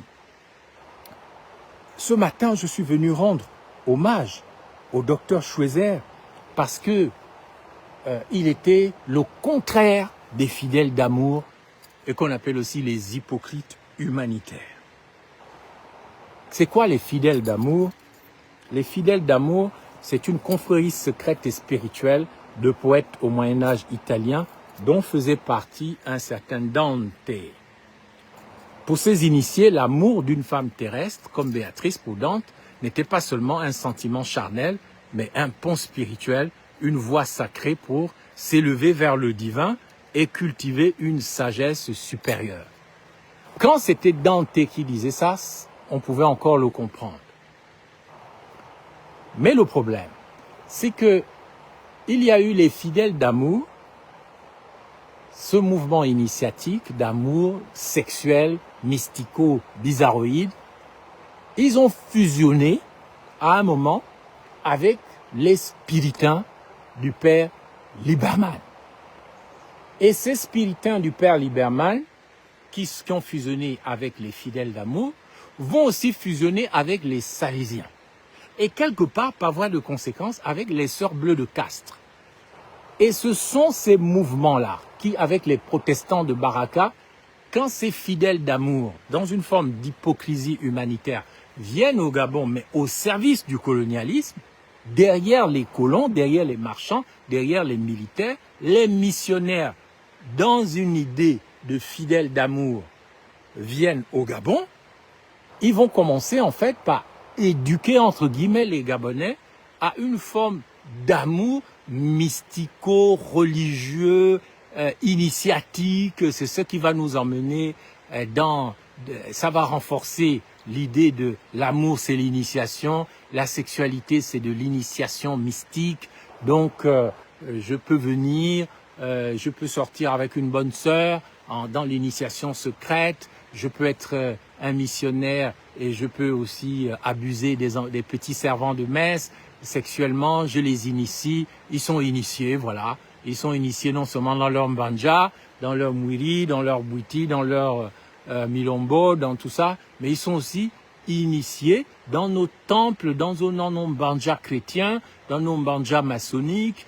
Voilà, tout ça c'est sexuel, c'est les fidèles d'amour. On peut faire des églises de rois mages avec des scandales, des églises éveillées brésiliennes avec des scandales de mœurs. Tout ça, c'est l'initiation. On est loin du respect de la vie. On entre maintenant là dans l'initiation mystique, l'amour, et l'essentiel, c'est qu'on cache ça derrière l'hypocrisie humanitaire. Et quel est l'organisme le plus hypocrite au niveau humanitaire? Par exemple, c'est l'Ordre de Malte qui est arrivé faire du fidèle d'amour là-bas à l'église Saint-Michel de Nkembo, au 2e arrondissement de Libreville. Ils vont racheter la chapelle Lumbanja de Maurice Makomamba dans les années 40. Ils vont en faire la première chapelle Saint-Michel que j'ai connue dans mon enfance avant que le Père Morel ne termine l'église d'aujourd'hui. Mais tout ça est animé d'une mystique bizarre. Vive l'humanitaire, on aide les autres, on fait les centres d'apprentissage, on fait des séminaires, on fait plein de choses, mais en fait, tout ça est secret. Il y a ce qu'on montre à l'extérieur et il y a ce qu'on fait à l'intérieur. Et souvent, c'est pas très propre, c'est initiatique, c'est sexuel, c'est les fidèles d'amour. Et puis après, quand on s'en va, parce que c'est l'indépendance ou c'est la démocratie, on détruit tout, comme lors des expositions universelles. On fait des grandes créations, à part la Tour Eiffel, tout ce qu'on a fait dans les expositions universelles en France. Derrière, après, on a tout détruit. Il ne reste rien. On a fait des belles œuvres, ce qu'on appelle l'hypocrisie humanitaire, des œuvres d'amour. On a construit des choses. Une église de Saint-Pierre qui ressemblait à un château du 15e ou du 16e siècle sur la colline où est la présidence de la République gabonaise, où il y avait Monseigneur Lefebvre, qui lui-même aussi a connu Albert Schweitzer, qui lui-même aussi était missionnaire à Lambaréné dans le cadre des Spiritains. Mais lui, il était dans le cadre des fidèles d'amour, dans le cadre du secret, dans le cadre de la mystique des fidèles d'amour, dans le cadre des choses un peu bizarres qu'on cache, des rituels secrets. Voilà. Donc là, on casse le château des 1001 nuits qui était sur la colline de la Montagne Sainte, on construit la présidence de la République là, et puis on fait disparaître dans l'hypocrisie humanitaire. Bon, vous voulez maintenant être indépendant, vous voulez maintenant faire la démocratie. Bon, nous, on enlève pour nous. On enlève le château de 1001 nuits et on construit une merde là, en béton, armé, en ferraille, en marbre et tout. Et ça ne dure même pas 100 ans. Maintenant, on doit maintenant faire une nouvelle présidence parce que vous n'avez pas le droit au château des 1001 nuits. Vous n'avez pas le droit à l'héritage, vous n'avez pas le droit au dit tout bout, vous n'avez pas le droit à l'éternité. C'est de ça qu'il s'agit. C'est ça qui s'est passé. Bonjour Yvon Don, merci pour votre commentaire très intéressant, merci. Donc, on a détruit tous les châteaux de 1001 nuits, les fidèles d'amour. Dès qu'ils ont fini de vous baiser, de vous enculer, de vous faire la magie sexuelle, de vous enculer les servants de messe, de vous pondre des enfants tout en se faisant passer pour des saints prêtres, des saints pères, parce que ils ont le droit, quand ils sont au Gabon, de copuler, à condition que quand ils rentrent en Suisse ou en France, ils se comportent comme des saints. Ah oui, mais toutes leurs femmes, leurs enfants, ils ont plein de métis, ils ont plein d'enfants, ils ont plein de servants de messe ou de petits qu'ils ont traumatisés dans les fidèles d'amour, dans la magie sexuelle, dans l'initiation, dans l'hypocrisie humanitaire, parce que extérieurement, on montre des œuvres, on montre des temples, on montre des églises, des écoles, des centres d'apprentissage, des séminaires et tout, mais la nuit, on viole les enfants, on fait des choses, ou le soir, on va faire des enfants à X ou à Y, et puis après, on est des saints missionnaires, on est des saints prêtres, on est des églises universelles, on est des Brésiliens, on est tout ce qu'on veut, mais le Gabon a été pollué par des gens qui n'ont pas voulu respecter la philosophie de la vie du docteur Schweitzer. Parce que Schweitzer est venu à Lambaréné pour lutter contre ça. Il connaissait les fidèles d'amour, il connaissait Monseigneur Lefebvre, il connaissait les Spiritains, il savait tout ce qui se passait au Gabon. Il voyait les débuts des grands crimes rituels à Lambaréné, capitale des crimes rituels. Là où on a le plus versé de sang, à l'Ogooué-Vindo, mais c'est surtout dans le Moyen-Ogooué, la montagne Tchad. On tuait déjà les gens du temps de Schweitzer se battait contre les crimes rituels en son temps déjà. Et voyez bien, cette spiritualité de l'amour, du faux amour, où on se fait passer pour des saints, alors que derrière, on est des salauds. On se fait passer pour des saints, alors que derrière, on est des salauds. On est des salauds sur le plan mystique, on est des salauds sur le plan politique, on est des salauds sur le plan intellectuel. Les salauds sur le plan intellectuel, ce sont les enseignants qui baisent leurs élèves, hein, leurs petites élèves à l'école, au collège, à l'université. Tu profites de ta position d'enseignant pour faire ton fidèle d'amour, pour faire ton initiateur, ton initiatique. Tu es là, tu donnes des enseignements, mais tu es un psychopathe, tu es un pervers sexuel, tu abuses de ta position de pouvoir, tu fais du n'importe quoi universitaire, loin du respect de la vie, loin du respect de la nature humaine, de la nature et de la vie. Tu abuses de ta position, tu fais des abus sexuels sur des filles et des garçons. Tu n'es pas bien, tu es un fidèle d'amour. Un fidèle d'amour enfileur. Donc, quand tu es un fidèle d'amour au plan politique, c'est pareil. Tu abuses de ta position politique parce que tu as un parti politique, parce que tu es président, parce que tu es ministre, parce que tu es député, parce que tu es DG. Tu fais du n'importe quoi. Tu es un fidèle d'amour. Tu fais l'hypocrite. Tu dis je suis fidèle au président, je fais ceci. Mais derrière, tu fais du sale. Tu passes ton temps à faire du sale. Et ça, ce n'est pas possible de construire un Gabon à l'orée de la forêt vierge avec des gens qui font du sale en se faisant passer pour des fidèles d'amour. Et sur le plan mystique, n'en parlons pas. Le Cameroun vient d'interdire 1400 églises du réveil. Mais ne parlons même pas des scandales dans les congrégations, dans les églises, dans tout l'argent qu'on paye pour faire taire les scandales d'abus sexuels et tous les crimes que, soi-disant, les hommes ou les femmes de Dieu commettent parce qu'ils ne veulent pas s'inscrire dans la philosophie de la vie, dans le respect de la vie, ils veulent juste abuser de la vie parce qu'ils sont des fidèles d'amour. Ils te disent « God is love », Dieu est amour. Mais derrière, ce sont des gens qui n'aiment pas l'amour. D'abord, ils ne s'aiment pas eux-mêmes. Quand tu ne t'aimes pas, tu ne peux pas aimer les gens. Parce que si tu t'aimes, tu vas forcément aimer les autres. Comme il est écrit, tu aimeras ton prochain comme tu t'aimes toi-même. Donc, tu ne peux pas aimer les autres si tu ne t'aimes pas toi-même. Et tu t'aimes toi-même quand tu te respectes, quand tu respectes la vie qui est en toi. Tu dois respecter la vie qui est en toi pour pouvoir respecter la vie qui est dans les autres, la vie qui est dans les animaux, la vie qui est dans la nature. C'est l'enseignement fondamental que je retire du fameux best-seller mondial du docteur Albert Schweitzer qui s'appelle « À l'orée de la forêt vierge » et que Schweitzer a écrit entre 1913 et 1917 quand les Français l'ont attrapé à Lambaréné. Il est minuit, docteur Schweitzer. Ils l'ont emmené en France, près de Lyon, je crois, avec sa femme Hélène Breslau. Ils l'ont enfermé là-bas jusqu'à la fin de la guerre. Il a écrit son livre sur son hôpital, village de Lambaréné. Ça a été lu par le monde entier, c'est un best-seller. C'est ce qui lui a permis de revenir au Gabon en 1924 jusqu'à sa mort en 1965 quand finalement il a vu l'indépendance du Gabon avec des gens qui étaient très stressants, qui étaient inquiétants. Il a tout de suite vu que ça n'allait pas aller. Il pensait comme René Dumont que l'Afrique noire était mal partie parce que ceux qui ont pris en charge le Gabon après le soleil des indépendances, c'était des gens qui n'étaient pas éveillés, c'était des gens endormis, qui ne connaissaient pas la science de l'être. On a pris des gens qui voulaient juste être des fidèles d'amour, c'est-à-dire se cacher derrière les fondations, se cacher derrière les partis politiques, se cacher derrière l'Église pour masquer en fait la brutalité, la violence, la psychopathie de ceux qui ne veulent pas se réveiller, de ceux qui ne veulent pas devenir des géomètres, ceux qui ne veulent pas être des scientifiques de l'ontologie, qui se cachent derrière la religion, la politique ou le savoir universitaire pour ne pas s'imposer le devoir d'être des scientifiques de l'être, des scientifiques de la vie, des respecteurs, si je puis m'exprimer ainsi, de la vie. Je mets en garde donc les fidèles d'amour, les hypocrites humanitaires. Ici, je vous prends à témoin, je prends Dieu à témoin. Le docteur Albert Schweitzer doit être réhabilité.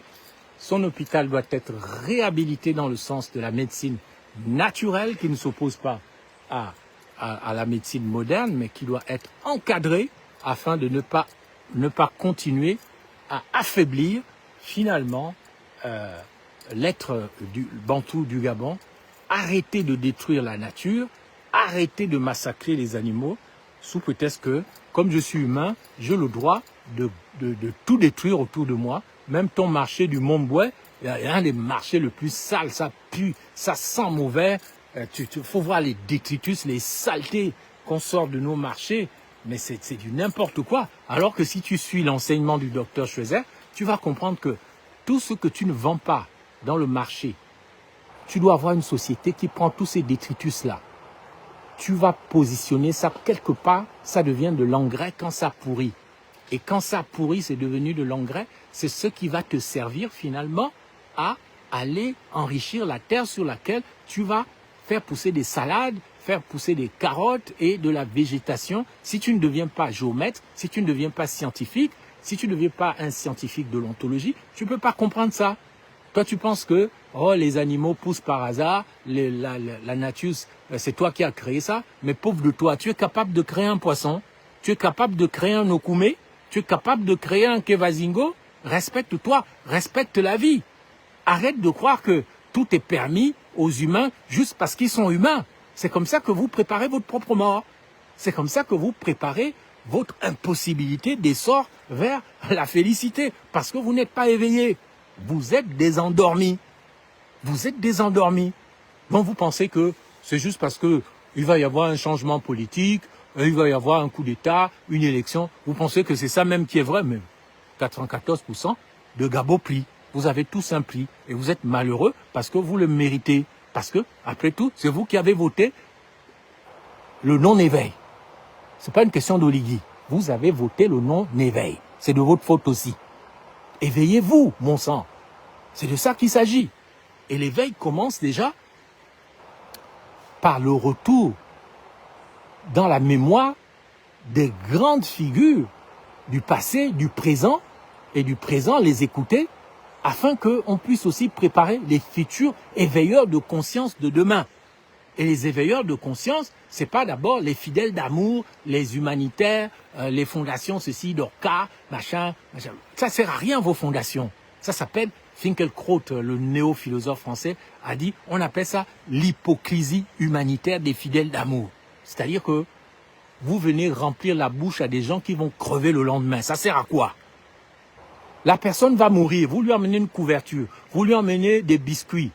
Quand il a fini de manger, le singe là que vous avez nourri, il est déjà dans la gueule d'un crocodile. Mais le crocodile va le manger, la mort va le happer. Donc, vous l'avez aidé en quoi? Vous avez fait vos centres d'apprentissage, vos écoles, vos trucs, tout ce que vous faites, vos églises, vos loges et tout ce que vous faites. Vous les faites pourquoi? Dans quel but? Pour arriver à quel résultat? C'est ça la question véritable qu'il faut se poser. On fait des partis politiques pourquoi? On fait des élections pourquoi? On fait des maisons, c'est pourquoi faire? Ça sert à quoi? Vous avez vu dans les pays du Golfe, les Émirats Arabes Unis, l'Arabie Saoudite, ils ont plein de choses, ils ont construit, ils ont fait plein de béton, mais ça leur sert à quoi? C'est les endroits les plus sales sur le plan ontologique, sur le plan des principes, des valeurs et des normes. Les porti-porta de Dubaï, vous connaissez? Alors vous avez un pays comme en Iran qui essaie de ne pas faire du sale. Alors on va aller les attaquer parce que eux, ils défendent les principes, les valeurs et les normes à leur manière. Mais vous soutenez ceux qui font du sale. Et vous allez même faire des contrats comme le Gabon avec ceux-là qui font dans le sale. Vous vous éloignez de la philosophie de la vie du docteur Albert Schweitzer. Et c'est ici que je vais conclure maintenant sur la nécessité pour le Gabon de redécouvrir la philosophie de la vie chère au docteur Albert Schweitzer. Et pour en parler, je vais faire deux citations. Une d'abord du chanteur français Jean-Jacques Goldman. Dans une chanson, il dit « Au-delà de nos vents, passer notre frontière, dans ces pays soleil de sable et de pierre, là où malgré les croix et malgré les prières, les dieux ont oublié ces maudites terres. Là où malgré les croix et malgré les prières, les dieux ont oublié ces maudites terres. » Ces paroles sont dans une chanson extraordinaire qui s'appelle « Long is the road ». Le chemin est long, la route est longue. Et ça me fait penser à un autre philosophe qui s'appelle Kierkegaard. Il a dit, c'est ce qui est difficile qui est le chemin. Ne pensez pas que ce qui est facile, c'est ça le chemin. Ne pensez pas que le goût de ça, la chimie, les choses faciles, la régable, machin, le gino, le sucré et tout. Ne pensez pas que c'est le facile qui est le chemin. Kierkegaard a dit, c'est ce qui est difficile, c'est le difficile qui est le chemin. Long is the road. Alors les gens se disent, mais Moubamba a trop duré à l'étranger, qu'est-ce qu'il fait? Il n'a qu'à rentrer. Mais mes amis, long is the road. Le chemin est long. Le chemin qui mène à la liberté est long. L'éveil est douloureux. Sinon, on y serait déjà. Hein? Le chemin est long. Long is the road. C'est le difficile qui est le chemin. C'est pas le facile. Et c'est ce que Jean-Jacques Goldman dit ici quand il dit « Là-haut, malgré les croix et malgré les prières, les dieux ont oublié ces maudites terres. » Alors posons-nous bien la question. Malgré les cris, malgré les prières, pourquoi avons-nous ce sentiment comme si les dieux avaient oublié nos maudites terres, du Congo démocratique au Gabon, Angola, malgré les croix, malgré les cris, malgré les prières, les dieux ont oublié ces maudites terres. C'est pas les dieux qui ont oublié nos maudites terres. Et là, je corrige. C'est nous qui avons oublié l'être. Nous avons oublié l'ontologie. Nous avons oublié la science de l'être. Nous avons renoncé à la vérité. À la vérité, je me dois de dire. Il y a un journaliste qui aime dire ça au Gabon. À la vérité, je me dois de dire. Oui, Yvan Don, le peuple périt faute de connaissance. À la vérité, je me dois de dire. Et c'est ici que je veux conclure ma conférence du jour, puisque je finis ma retraite aujourd'hui. Là où, malgré les croix et malgré les prières, les dieux ont oublié ces maudites terres, non? Au prétexte des croix, des prières, des chants, des gospels et tout, des pèlerinages d'un Dieu qu'on cherche à l'extérieur de nous, au lieu de le chercher à l'intérieur de nous par l'éveil. Nous avons oublié l'être, parce que nous l'avons cherché à l'extérieur, alors qu'il est au-dedans de chacun de nous. Tout Gabonais, tout Bantou, qui rentre régulièrement à l'intérieur de lui-même, dans un exercice fondamental de recherche de la vérité. Alors il découvre au fond de lui la lumière intérieure, il respecte la vie, il comprend ce que veut dire l'œil qui est au milieu du front dans le masque pour nous. L'œil là, c'est pas pour faire de la magie. Je vois des imbéciles heureux qui se servent du masque pour nous, pour parler encore de vos bêtises, de sorcellerie, de je ne sais pas quoi, de Matengu. Mais en fait, ce masque pour nous qui a un œil, en fait une pomme de pain ici, au milieu du front. Mais la pomme de pain là, le fruit là, c'est le fruit défendu. Le soi-disant fruit défendu, c'est pas un fruit défendu, c'est un fruit autorisé. Dans le cerveau, ça s'appelle la glande pinéale. C'est très petit, c'est la glande pinéale. C'est là que l'âme vient se reposer. Quand l'âme vient du soleil. Parce que c'est le soleil qui donne la vie. Sans le soleil, il n'y a pas la vie sur Terre. Arrêtez le soleil, toute la vie va s'arrêter. Donc, quand quelqu'un a envie d'une femme, il a un désir, que ce soit un homme ou une femme, ce désir vient se reposer sur sa glande pinéale. C'est ça qu'on appelle le fruit défendu, qu'on nous a interdit de manger le fruit défendu. En fait, celui qui nous a demandé de ne pas manger à ce fruit-là, c'est-à-dire de ne pas faire tourner notre droit à la connaissance de la vérité, à la connaissance de la justice, c'est lui qui est le démiurge, c'est lui qui est le grand architecte, c'est lui qui est le démon, C'est lui qui nous a dit, non, non, non, faut pas manger ça. Or, Jésus, en Jean 8, il nous dit, votre père, le diable, Jean 8, il était un criminel et un assassin depuis l'origine. Et il dit aux contrôleurs, aux prêtres menteurs qu'on appelle le Sanhédrin, parce que toutes les religions abrahamiques, elles sont bonnes, mais elles ont été infiltrées par le mal en ce moment. Infiltrées par le mal. Et le mal, c'est le contrôle. C'est eux qui disent, la confiance n'exclut pas le contrôle. Eux, les fidèles d'amour, ils aiment dire ça. On t'aime, mais on va te contrôler quand même. Viens ici. Je suis ton pasteur. Je suis ton prêtre. Je suis ton évêque. Je t'aime, Dieu est amour, mais je te contrôle. Je dois te dominer. Surtout, n'essaie pas de faire tourner là, ta glande pinéale, là, ton œil spirituel, ton œil ontologique. Viens ici, je vais te frotter le mercredi des cendres ou du caca dessus. Je vais te fermer ça avec les rituels, des signes de croix. Je vais te fermer ça avec les plantes, avec tout ce que je vais te mettre dessus. Je vais danser le twerk devant ton œil ontologique. Je vais bouger le cul de l'ontologie là. Comme ça, ton œil va s'éteindre.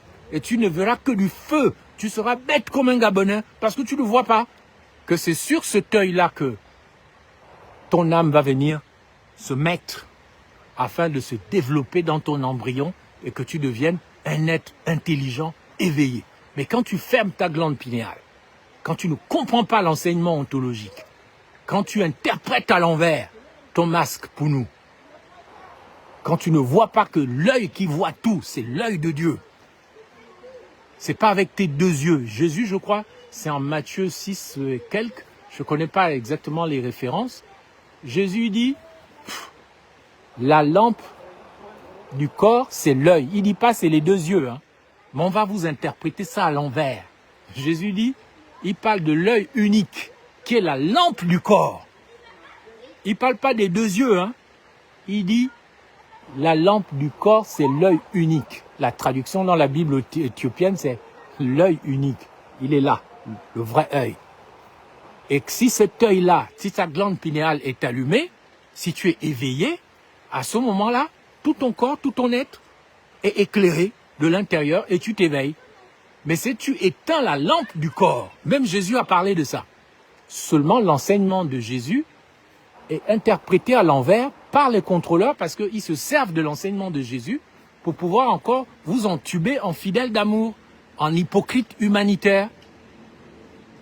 En fait, la vraie aide spirituelle qu'on doit vous faire, c'est celle de Schweitzer. Schweitzer, lui, il n'était pas avec cette interprétation de l'humanitaire ou de fidèle d'amour. Il pensait que tu avais la vérité en toi, dans ton corps. Donc, la santé devait d'abord juste rebooster ta propre énergie. Tu devais t'éveiller toi-même. Ton corps, ta glande pinéale, ça s'éveille. Éveille-toi, Gabon. Une aurore se lève. C'est pas, attends, je vais te pomper les choses là, je vais te mettre plein de choses parce que c'est moi qui te commande. Laisse-toi contrôler. Il ne peut pas y avoir de pays avec des éveillés alors que les gens sont contrôlés de haut en bas, de gauche à droite. Donc, dans la philosophie de la vie, qu'il faut retenir du livre À l'orée de la forêt vierge, c'est que il faut saluer le courage individuel d'abord, l'héroïsme est personnel, l'éveil est personnel, c'est pas une affaire de groupe. C'est pas parce que tu es dans ton parti que tu vas t'éveiller.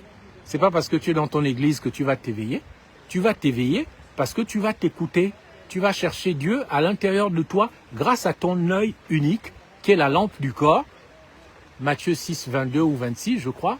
La lampe du corps, c'est ton œil unique.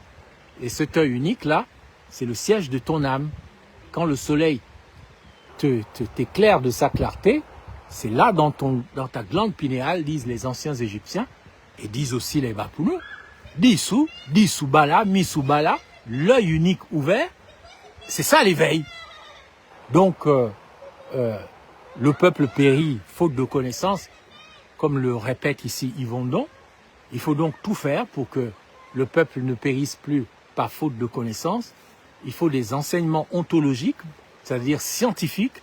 Moi, je ne crois pas qu'il faille expliquer le monde juste par une cosmogonie animiste, ou une cosmogonie théologique, ou une cosmogonie juste musulmane, juive ou chrétienne. Il faut revenir à l'ontologie, c'est-à-dire il faut que des gens rentrent au Gabon avec l'esprit scientifique, l'esprit géométrique. Ce qui est géométrique, c'est ce qui est mesurable, c'est ce qui est vérifiable, c'est ce qui a de la mesure. On manque de mesure dans toutes les choses. Aucun quartier, aucun village, aucun truc au Gabon n'est mesurable, mesuré ou vérifiable. C'est de l'improvisation. Tout est basé sur la force, sur le contrôle, sur les obligations, sur la terreur, sur des menaces. On ne peut pas construire des vrais pays comme ça. Nous avons la capacité de concurrencer les Asiatiques, les Européens et tous les autres peuples qui sont forts. Mais pour ça, il faut arrêter d'embêter les gens. N'embêtez pas les gens. Arrêtez d'embêter les gens. Permettez aux gens de devenir ce qu'ils doivent devenir afin que le Gabon devienne enfin le pays qu'il devait devenir depuis longtemps. C'est de ça qu'il s'agit. Je vous remercie de m'avoir prêté un peu d'attention. C'était mon dernier renseignement avant de sortir de ma retraite de quelques jours. Vive la forêt, vive la nature, vive les animaux et vive les humains. Vive la vie et vive la vie. Merci beaucoup.